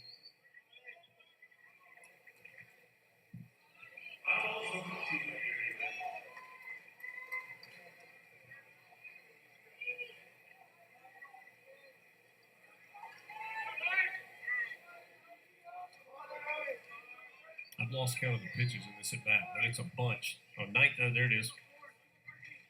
Jim and David and all of our crew are doing a great job keeping up with that. 9th pitch of the at bat coming here for Colin Barcy. 2-2. Out into left field. Federico moving toward the gap. He's not going to get there. That's a one-hopper off the wall. Picked up by Humphrey. Going to try to score the run. Here comes the throw to the plate, and it is not in time. Holcomb able to score all the way from first. It is a run-scoring double for Colin Barcy, and Vanderbilt extends the lead to 6-0. And just another great at-bat by Vandy. They just fouling pitches off, and this time Barcy gets the ball up in the zone, hammers it to left center. Ole Miss does a nice job here. They get this ball in quickly. Excellent relay throw to the plate. Pano with the strike to the plate. Good tag by Foley, but Holcomb able to beat that throw. Bill Baker going to go out and visit with Hudson Calhoun. He's actually going to make a pitching change. He's already signaled toward the bullpen. So Hudson Calhoun got a strikeout, walked Holcomb, struck out Mac Rose, but then he gives up the double to Barcy. And a new pitcher will come into this game to face Jonathan Vastine from Vanderbilt. In a perfect world, bringing Mason Morris back for a second time this weekend. You got a couple of run lead you're trying to protect, but down 6-0. That's the best bullet in your gun. You want to probably fire it and try and keep this game where it is. Morris 3-1 on the year. ERA of 2.52 with 55 strikeouts and 15 walks. Yeah, we said it Friday. I mean, Morris has been as good as Ole Miss has. Not just out of the bullpen, period. His stuff has been phenomenal. Maybe did get a couple of runs on him on Friday, and I agree with you. If the plan was to bring him in at some point today, Ole Miss doesn't know what the score is going to look like a couple innings from now, so you bring him in 6-0, hope to get a couple more zeros. 5 strikeouts and a couple of walks for Mason Morris on Friday night, so he's going to face Jonathan Vastine to start things off. Number 6, Florida. Number 10, LSU continue their big softball series on the SEC Network. Game 2 coverage starts tonight at 6 Eastern. They will finish things up tomorrow night, 7 o'clock Eastern. Both games on the SEC Network and the ESPN app. Alongside Keith Kessinger, Richard Cross with you in this Sunday game at Swayze Field. Well, it was a beautiful sunny Sunday afternoon. It's very overcast with what appears to be rain moving towards the area. It looked like that on Friday, kind of leading up to the start of the game, and the system just split in half and had a perfect night for baseball, so we'll see. Runner in scoring position for Vanderbilt. This ball hit on the ground, right side. That's a base hit. Mormon going to field it out in right field. He will throw toward the plate. It comes all the way to the plate. Not quite in time, though, as Colin Barcy comes around to score and give Vanderbilt a 7-0 lead on an RBI single from Jonathan Vastine. Yeah, this ball's out of the zone up. Vastine just goes up ready to hammer a fastball. Able to get that through the 4-hole. And good aggressive play, good aggressive base running. And he's just pouring it on this afternoon. 2 in the first, 3 in the second. 2 here in the top of the 5th to extend the lead to 7-0. Hole that Ole Miss is going to try to climb out of. Getting deeper and deeper.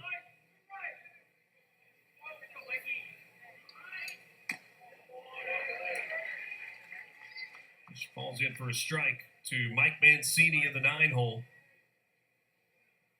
6th man of the inning to come to the plate for Vanderbilt. That fastball just missed in. Maybe a cutter there. Mason Morris was upper 90s with the fastball velocity on Friday night. This one is hit. That's fair down the right field line, past the diving Will Furness.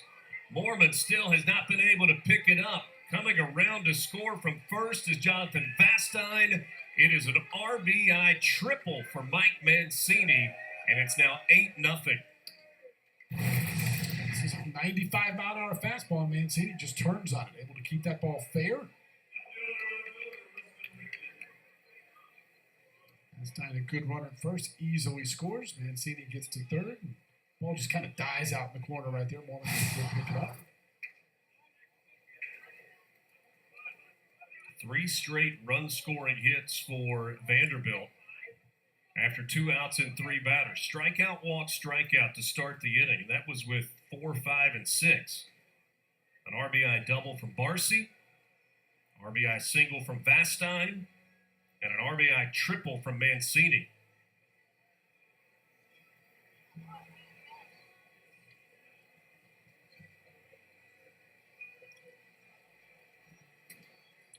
Two of the runs that have scored in the inning have scored from first also. The double from Barcy scored Holcomb, who is not the fastest runner on this Vanderbilt team, from first. And the triple from Mancini scored Vastine from first. And if Vandy's looking at a radar, they're going to want Ole Miss to get 3 outs in the bottom of this inning. It definitely looks like we have weather moving in here now. Not an official game until you get a team that's down hitting in the 5th. First pitch to Rustin Rigdon. Missed for ball 1.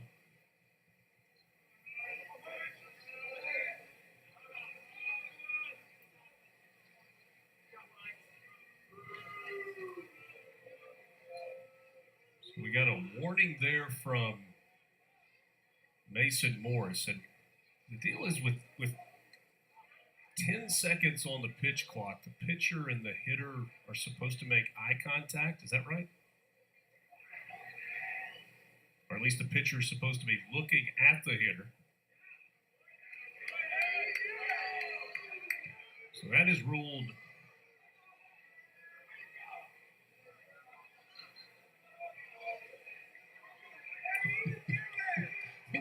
need him mic'd up. We need Will Posey to tell us what's up here. So Drew Bianco, who is grad assistant on this team, comes out to help adjust the communication system for Austin Fawley. And Mike Clement is looking for an explanation on the called ball one because of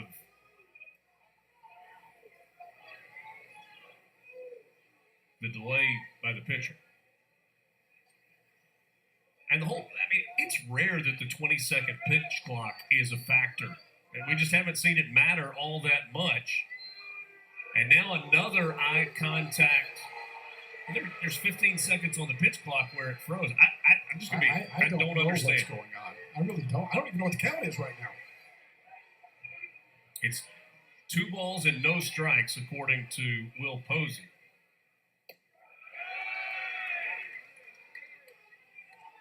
It's now 3-0 with one pitch thrown in this at bat. Correct.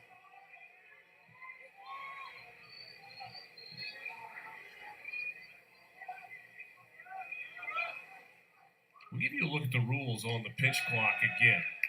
So there is a two-pitch walk to Rustin Rigdon. All right, so between pitches, the new 20-second pitch clock starts. Pitchers are allowed 1 step off or fake throw to reset during an at-bat. If a pitcher delays, a ball is added to the count. If a hitter delays, a strike is added to the count. Now, the hitter must be in the batter's box, ready to hit with 10 seconds remaining on the pitch clock. Ground ball to second, fielded by Pano. He flips it to Chang, who drags his foot across the bag for the 3rd out of the inning. Vanderbilt adds 3 to its lead. It's 8-0. Commodores in front.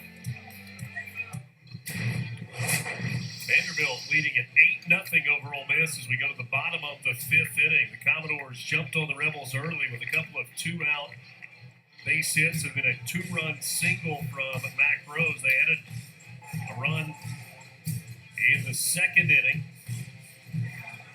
Mike Bianco frustrated with home plate umpire Will Posey, who is just to be perfectly honest with you, has inserted himself into the middle of the pitch clock in this ball game.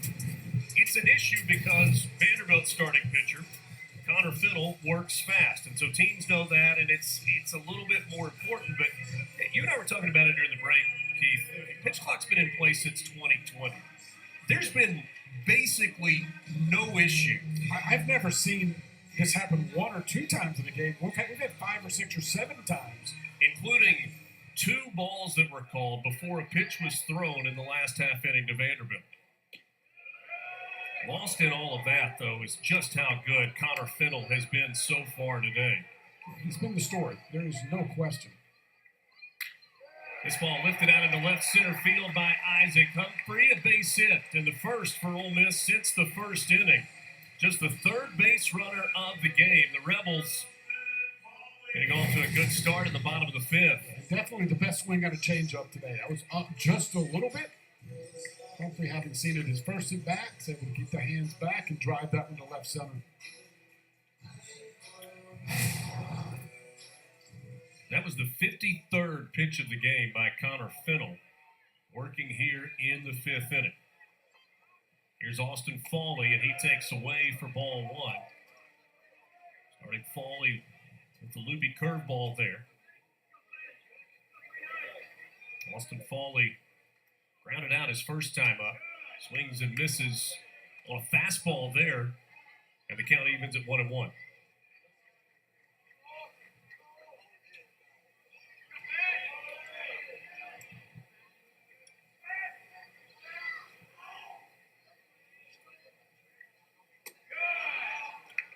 Another slow curveball there that he swings over the top of. Ole Miss getting ready to make a substitution with Judd Utermark in the on-deck circle. Did not start this game because of a violation of team rules. Second time, though, to the second base spot in the order, which is Owen Pano in the 8-hole. appears that Utermark is going to swing the bat. Strikeout of Foley. 4-pitch strikeout there. And just that slow breaking ball. Foley can't stay back. This guy's rarely seen breaking balls in that 70-mile-an-hour range. And Foley simply couldn't wait long enough on it.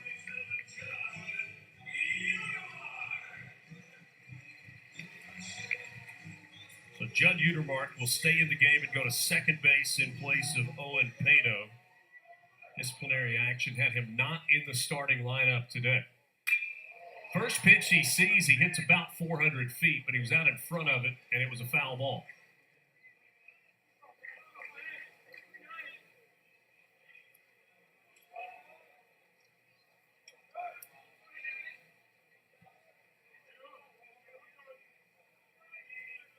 The 0-1 to Utermark from Fennell. That's a fastball that nips the outside corner.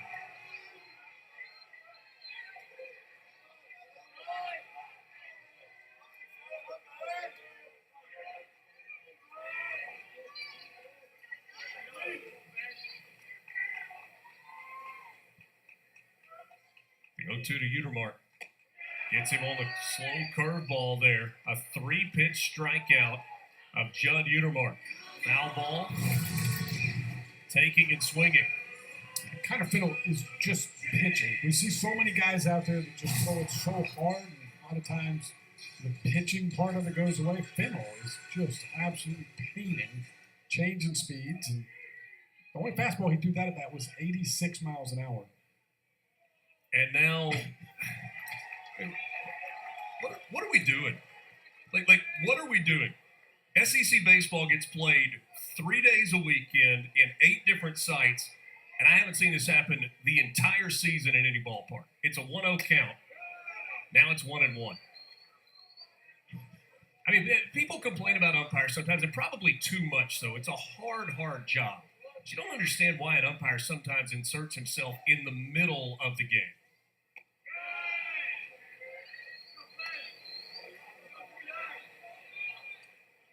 One ball, 2 strikes is the count to Luke Chang.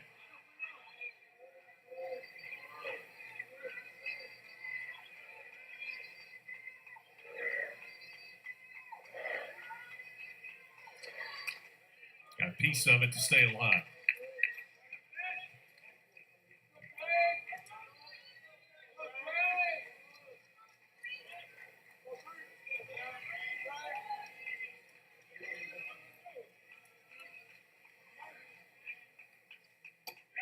There's a strikeout. After the leadoff single by Humphrey, Connor Fennell strikes out the side. Vanderbilt dominating on this Sunday afternoon, trying to salvage a game against the Rebels. They've got 11 hits through 5 innings. 8 runs, 11 hits, no errors, no runs, just 2 hits for Ole Miss. Rebels only had 3 base runners through 5 at-bats in this ball game. And Ole Miss going to the bullpen once again as Will McCausland will come into the game for the Rebels. Second time this weekend we've seen McCausland. There you see the numbers. That strikeout to walk ratio awfully good. 39 strikeouts, just 6 walks. Fastball going to be in the low 90s. See how he does in his second outing. 39 strikeouts, 6 walks on the year.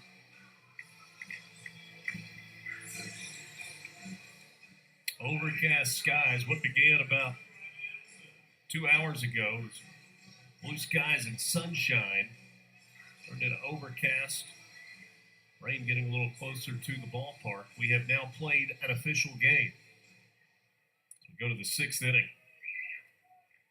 Vanderbilt leading things off with Riley Nelson.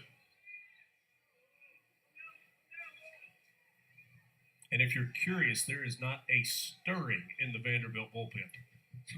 Of course not. Riley Nelson from the left side. He lines it the opposite way. 12th hit of the game for Vanderbilt. This is a game that feels very similar to what Vanderbilt did in Norman, Oklahoma. Didn't play particularly well in the first two games, lost the first two of that series, only to come back to salvage one with a run rule victory, 13-2. They did that in 8 innings. Commodores leading at 8-0 here. And the top of the sixth with a leadoff base hit from Riley Nelson.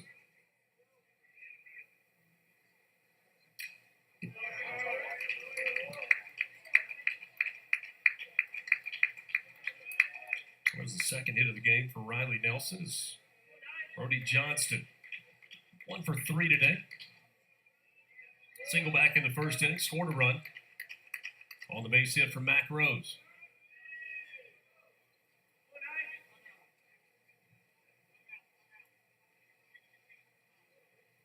We got another communication issue with Ole Miss.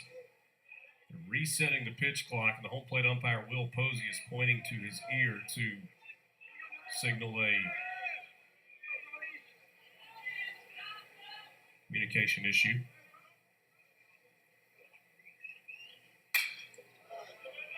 It always makes you long for the days of 1 is a fastball, 2 is a curveball. I just want to be able to know what all of the hand signals the home plate umpire does. What's actually a warning? What's a ball? No balls and 2 strikes to Brody Johnston. A lightning flash off in the distance.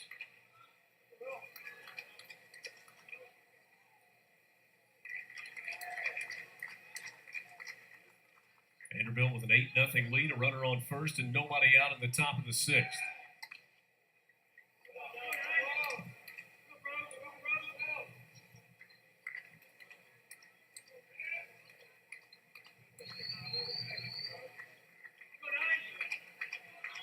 Florida wins the series over Arkansas 9-5. The final in the series finale there. That is a big, big series for the Gators. Number 30 on the year.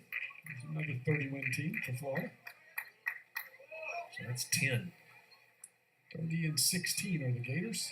Arkansas a couple weekends in a row, losing 2 out of 3. Razorbacks now 14-7 in the league. Foul tip held on to there by Foley. And that is a strikeout of Brody Johnston. So good work there by Will McCausland. And Brody Johnston, 3 strikeouts in the ballgame on a day where Vanderbilt has hit and hit and hit. The other 2 strikeouts, Mac Rose, who's in the on-deck circle, but right now at the plate, Braden Holcomb.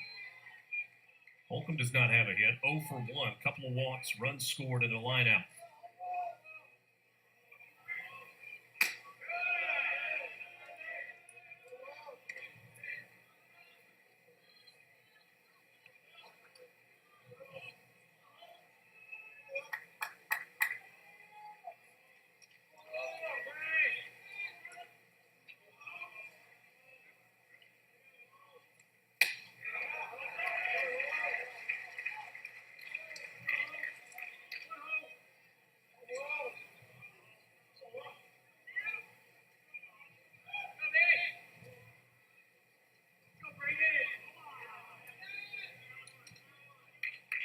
One ball, 1 strike, 1 out.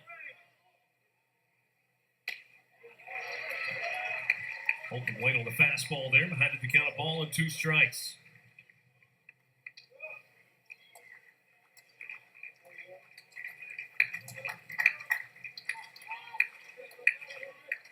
Almost an eerie still, quiet ballpark right now. A lot of folks here, but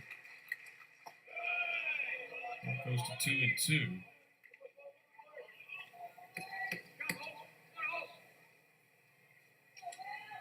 Will McCausland, the junior from Harleysville, Pennsylvania. Transferred to Ole Miss from St. Joseph's. He was on the A-10 All-Rookie team 2 years ago, 2023. His 2-2 pitch. Put in play left side.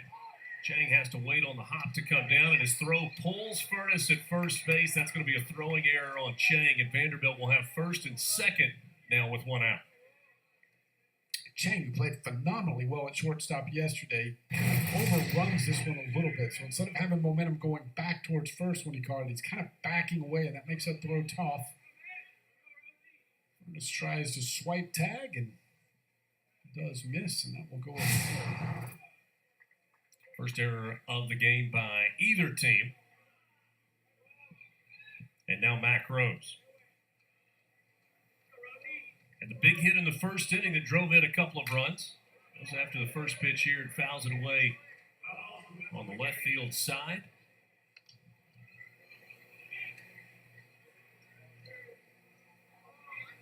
A couple of strikeouts for Rose since.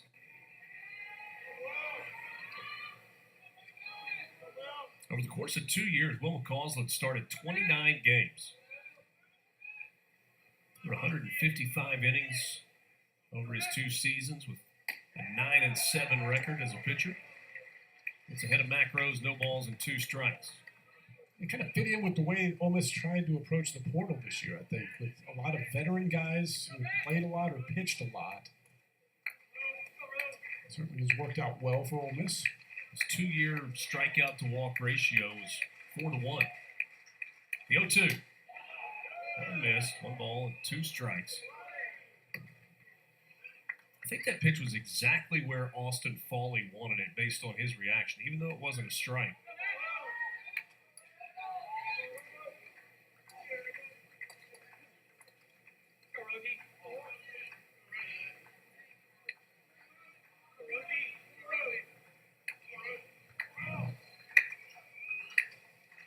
Mac Rose, the DH today for Vanderbilt. 1-2. Up the middle, and that splits the difference between short and second. Riley Nelson will come around to score on a perfectly placed bouncer up the middle. An RBI single for Mac Rose. Sometimes it's where you hit it, not how hard you hit it. You get a 3 bouncer to get through the infield. You know you hit it in just the right spot. Vanderbilt continues to pour it on today. Would you say Vanderbilt had 10 base hits the first 2 games combined, correct? Yes, they were 10 for 62 in the first 2 games. Today, 13 in 5 and a third.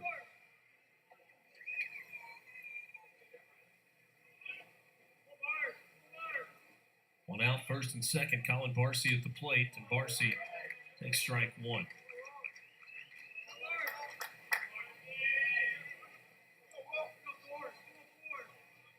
There's a lot that has gone on in this game. The thing that has remained true since really the first batter of the game for Vanderbilt has been a really good approach at the plate today. Made Ole Miss pitchers work. They fouled off a lot of pitches. Got a bunch of 2-out hits. Tim Corbin got to be pleased with the way that his team has bounced back on this Sunday, leading it 9-0 in the 6th.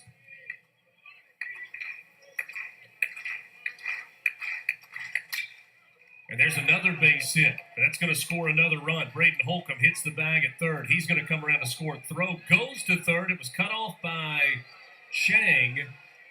And then he was looking to try and throw behind the runner at first base, but Furness was not at the bag.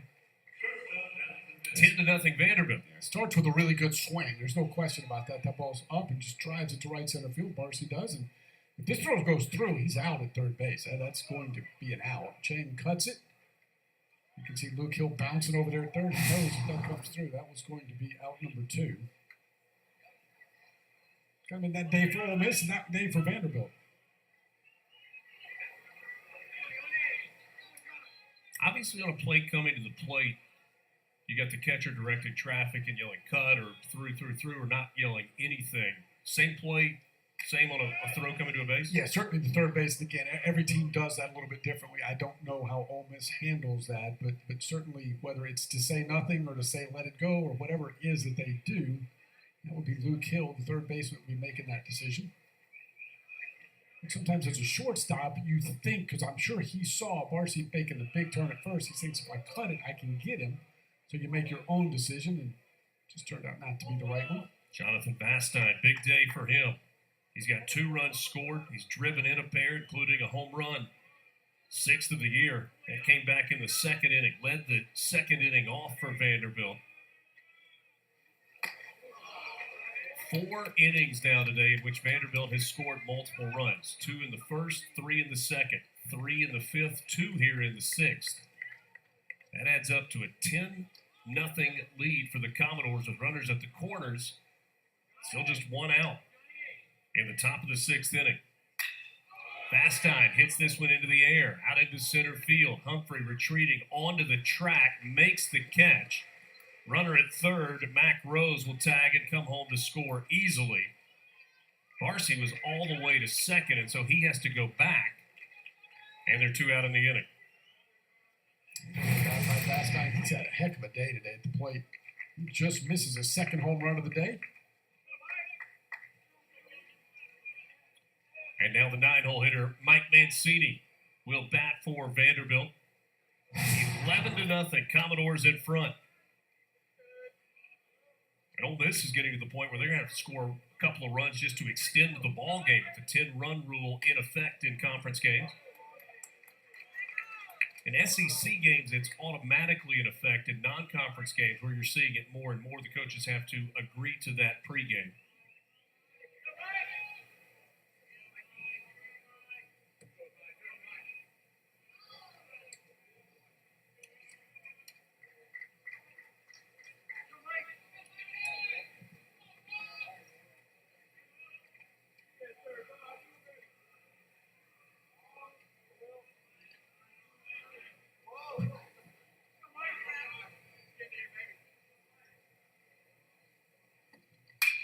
This ball hit hard to right field. Mormon retreating makes the catch, and that ends the inning. 3 more runs on the board for Vanderbilt. They lead 11-0. Part of the story has been Vanderbilt offense. Part of the story has been Connor Fennell, who has been just superb so far today. Yeah, mixing pitches in and out, particularly the off-speed pitches. She's been phenomenal. Really, the changeup, both the right-handers and left-handers, but it's been devastating for lefties. 5 innings, 2 hits, 9 strikeouts, just 1 walk on 65 pitches.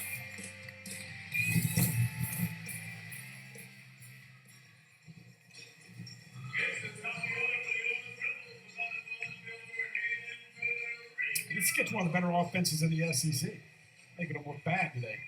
Ole Miss third in the SEC in batting average in league games, hitting .282, third in slugging percentage, third in on-base percentage, second in hits, third in home runs, second in walks. First pitch, line to the first baseman, Nelson. Federico retired 1 pitch, 1 out.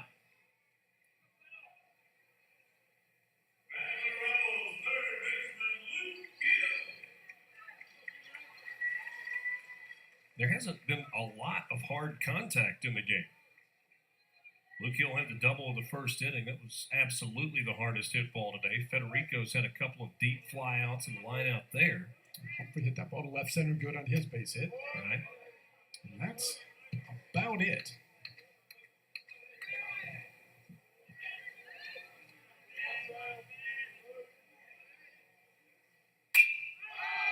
This one's hit way up in the air, foul territory, third base side. Johnston getting to the wall and making the catch.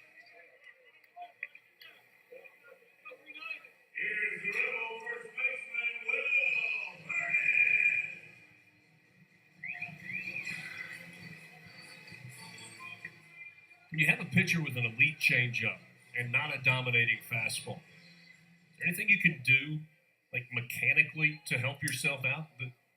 No, the thing is, even though the fastball isn't overpowering, the fastball becomes way better because of that changeup. And you're just hoping to get some mistakes. You're hoping to get some changeups up where you can see it better.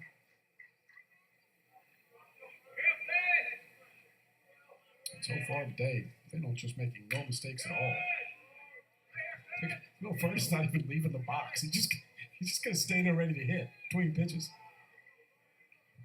1 ball, 2 strikes, 2 out in the inning. We're in the bottom of the 6th. Commodores in front, 11-0. This one drifts away, and it goes to 2-2 on Furnace. We just figured Ole Miss wasn't hitting him trying to slow him down. Let's let him go the pace he wants to go. He's going to stay in there ready. Has not adjusted his feet. He No, has just stood there. Full count. And he goes down swinging. That is the 10th strikeout of the game for Connor Fennell. That was the fastball. That was not the changeup. And Fennell continues to befuddle these Ole Miss hitters. Vanderbilt in control, leading at 11-0 over Ole Miss. 11 runs, 14 hits today. Runs 2 hits for Ole Miss. 7 of the 13 hits, 7 of the 14 hits for Vanderbilt today have come with 2 outs. And a lot of those with 2 strikes. Yeah. It's really been quite the offensive performance by the Commodores. Taylor Rabe into the game now for Ole Miss, big, tall, right-handed pitcher.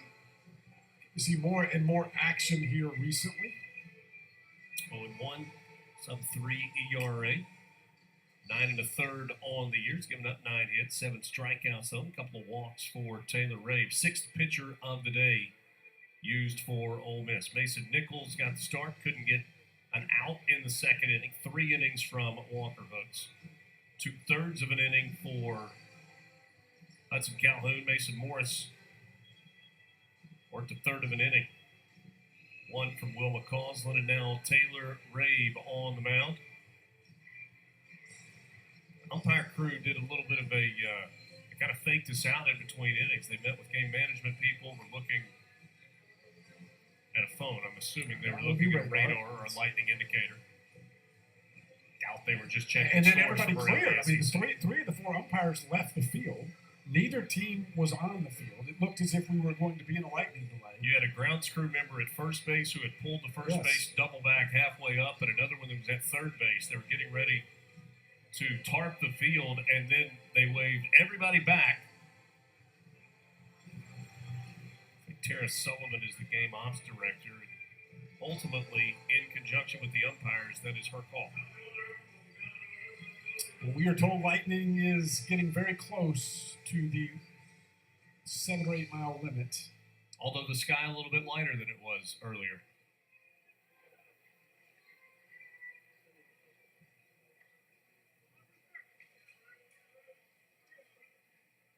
Taylor Rabe will take the mound for Ole Miss. Top of the 7th inning. Ole Miss and Vanderbilt game 3. Rebels took the first 2 games. Vanderbilt trying to salvage one and feel a little bit better about themselves going home. I will tell you, if you are watching right now, you're going to see a little bit different presentation at this point. We've had to lock off our cameras in position. So that look that you see from center field is going to stay steady. In the same case with all the other cameras. We're going to give you the best. Best presentation that we can. It's a system that ESPN requires our production to use. Not exactly the same one as the SEC requires the universities to use, and there has been lightning within the ring in which that has to happen. Explain that well? Yeah. Makes sense enough. It means the camera work's not going to be nearly as good as what it has been. Because our guys and gals are really good. They're excellent. The entire production team's fantastic. We get great shots. The 1-2. And that caught the leg of Rigdon. And so he will head down to first base. Look, neither team wants a delay right now. I mean, let's be honest. It's 11-0. We're 6 outs away from potentially a run roll game. Lightning delay would not be beneficial for anyone. If it was going to benefit one team over the other, if it was any kind of an extended delay, you would think that would be Ole Miss because they might not see Connor Fennell anymore. Correct.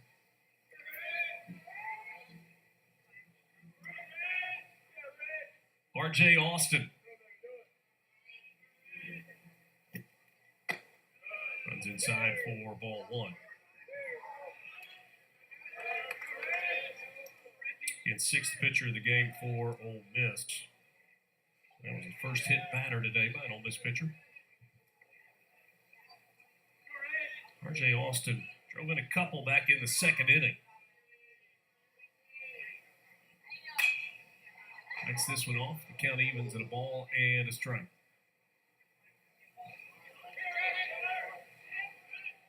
LSU in front of Tennessee 6-2 in the bottom of the fifth inning, trying to win that series in Baton Rouge.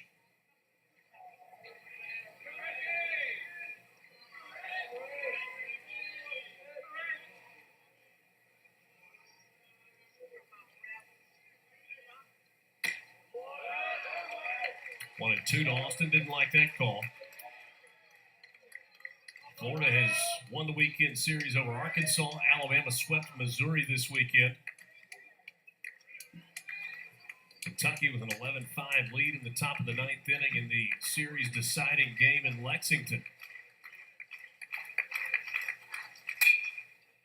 Ball right side. Utermark moving to his left, and that throw gets away. And Furness will put it in his pocket. Going first to third is Rustin Rigdon. R.J. Austin safe at first base. Austin can fly. He's getting down the line quickly, and Utermark, again, makes the right decision, not trying to go to second. Just get the out at first, and Furness just couldn't connect right there. I'm assuming that's going to be an error on Utermark. Kind of took an extra hop before he threw it. Second error of the game for the Rebels.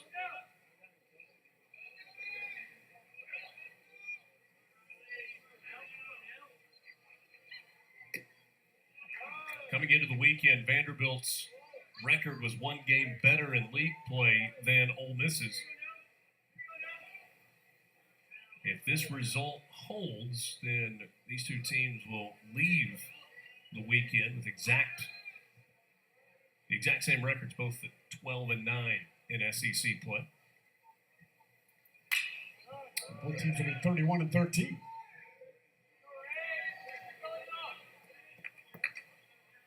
Of course, Ole Miss will hold a tiebreaker if it comes down to that, having beaten Vanderbilt 2 out of 3. If, as you said, if this result holds.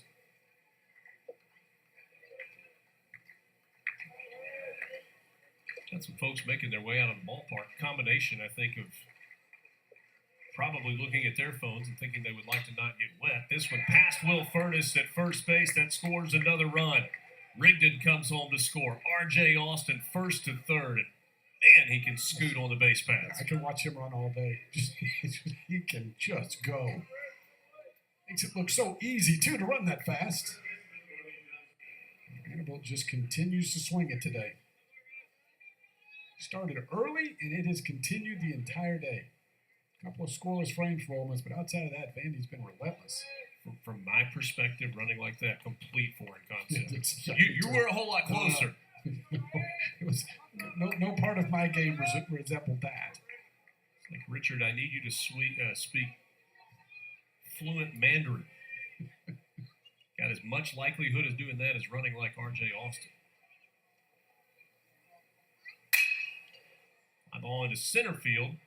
Humphrey ranges over, makes the catch. Austin tags at third, and he'll scoot home and score easily.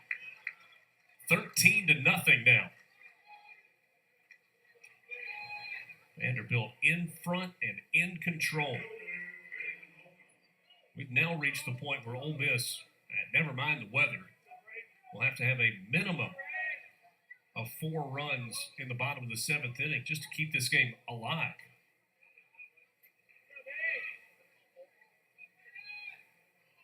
Just cleaning things up. They actually charged that error to Furness at first base on Austin's ball. Kind of looked like the ball glanced off of his glove. An awkward looking play there at first base. So. Very good. At least good for you cleaning it up. The 1-0. Typically, official scorers call the error on the guy throwing it, almost always. And you get quite a good enough look from where we were to tell exactly how that played out. Auburn leading 11-5 over Mississippi State at Plainsman Park over in Auburn, Alabama. Auburn trying to win that series 2-1. This one through the right side, a clinic swing there by Braden Holcomb. Base runners station to station as Nelson goes to second base, stops there. Holcomb through the opening on the right side.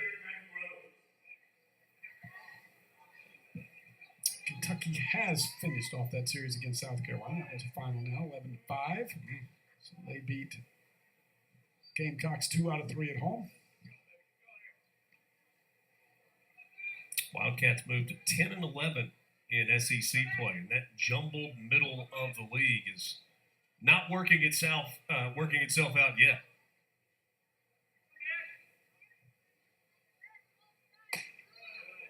Down in for ball one to Mac Rose.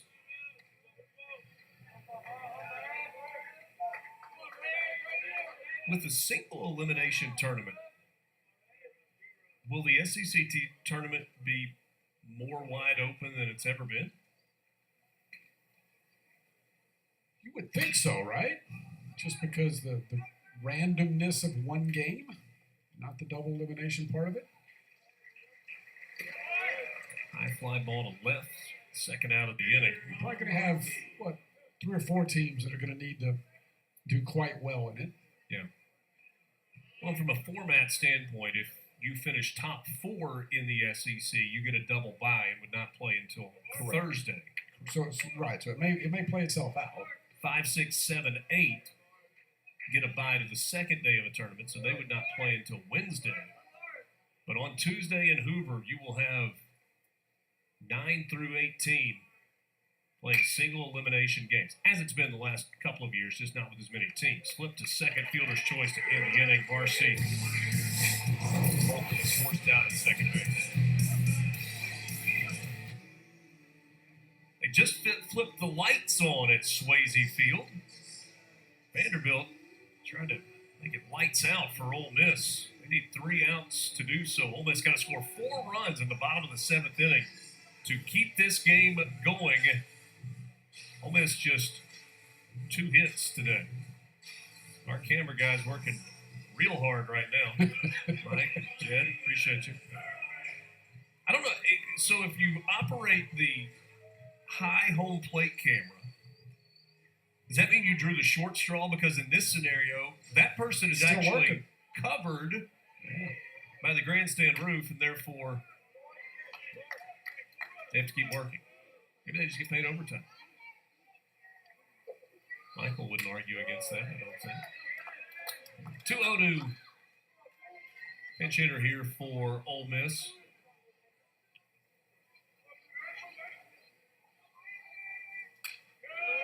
Ethan Sorowick getting his first chance to swing a bat this weekend. Hitting for the DH Mitchell Sanford, who batted in the 4-hole and was 0 for 2. Couple of strikeouts. Sorowick's seen the most fastballs anybody's seen all day. That's 4 in a row.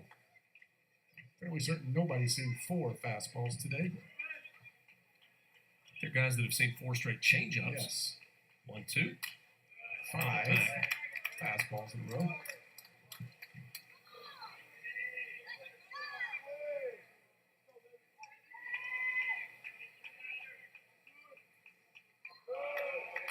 Sorowick plays off the off-speed pitch there. Count goes full.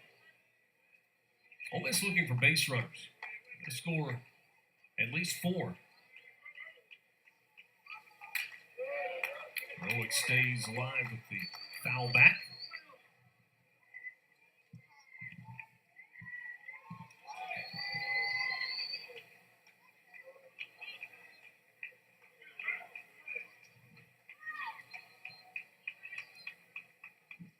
Maybe the longest Fennell's taken between pitches all day today, and he gets another strikeout. That's 11. Yeah, that was the first changeup that Sorowick had seen, and again, way out front. He has absolutely baffled these Ole Miss hitters the entire day. Really incredible performance by Fennell.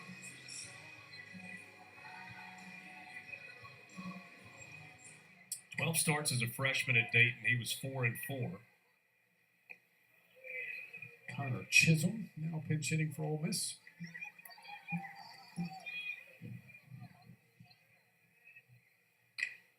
Two and 0 now to Chisholm.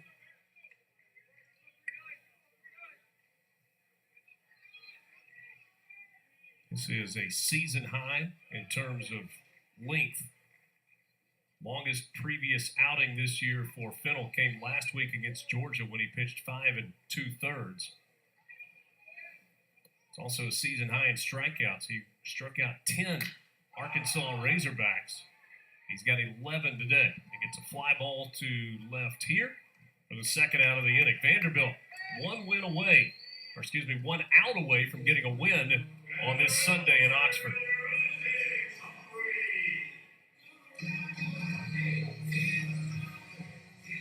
Isaac Humphrey has one of Ole Miss's 2 hits today.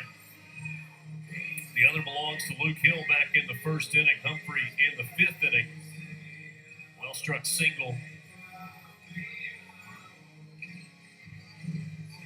Out into left center field. Now we're waiting on the music to get turned off.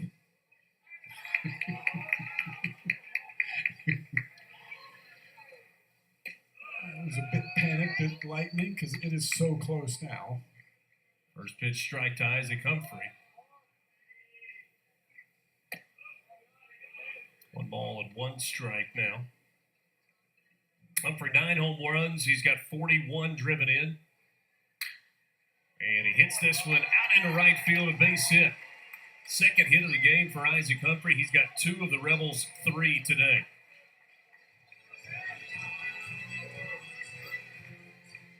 Humphrey doesn't know what's so hard about Fennell. He's the only Ole Miss guy that's seen the ball really at all. Luke Hill had a good swing in the first inning. Campbell Smithwick going to pinch hit here in place of Austin Falling.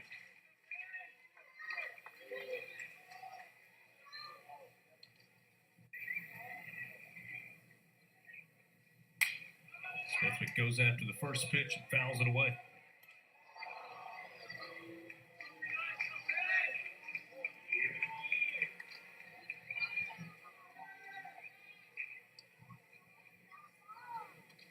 Smithwick, the 3rd pinch hitter of the inning. Piece of that. Late on the fastball.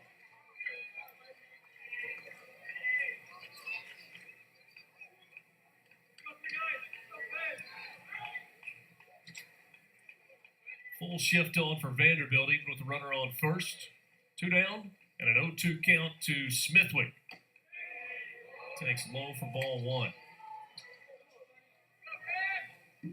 Vanderbilt 13, Ole Miss nothing. Rebels down to their final out, trying to avoid the run rule loss.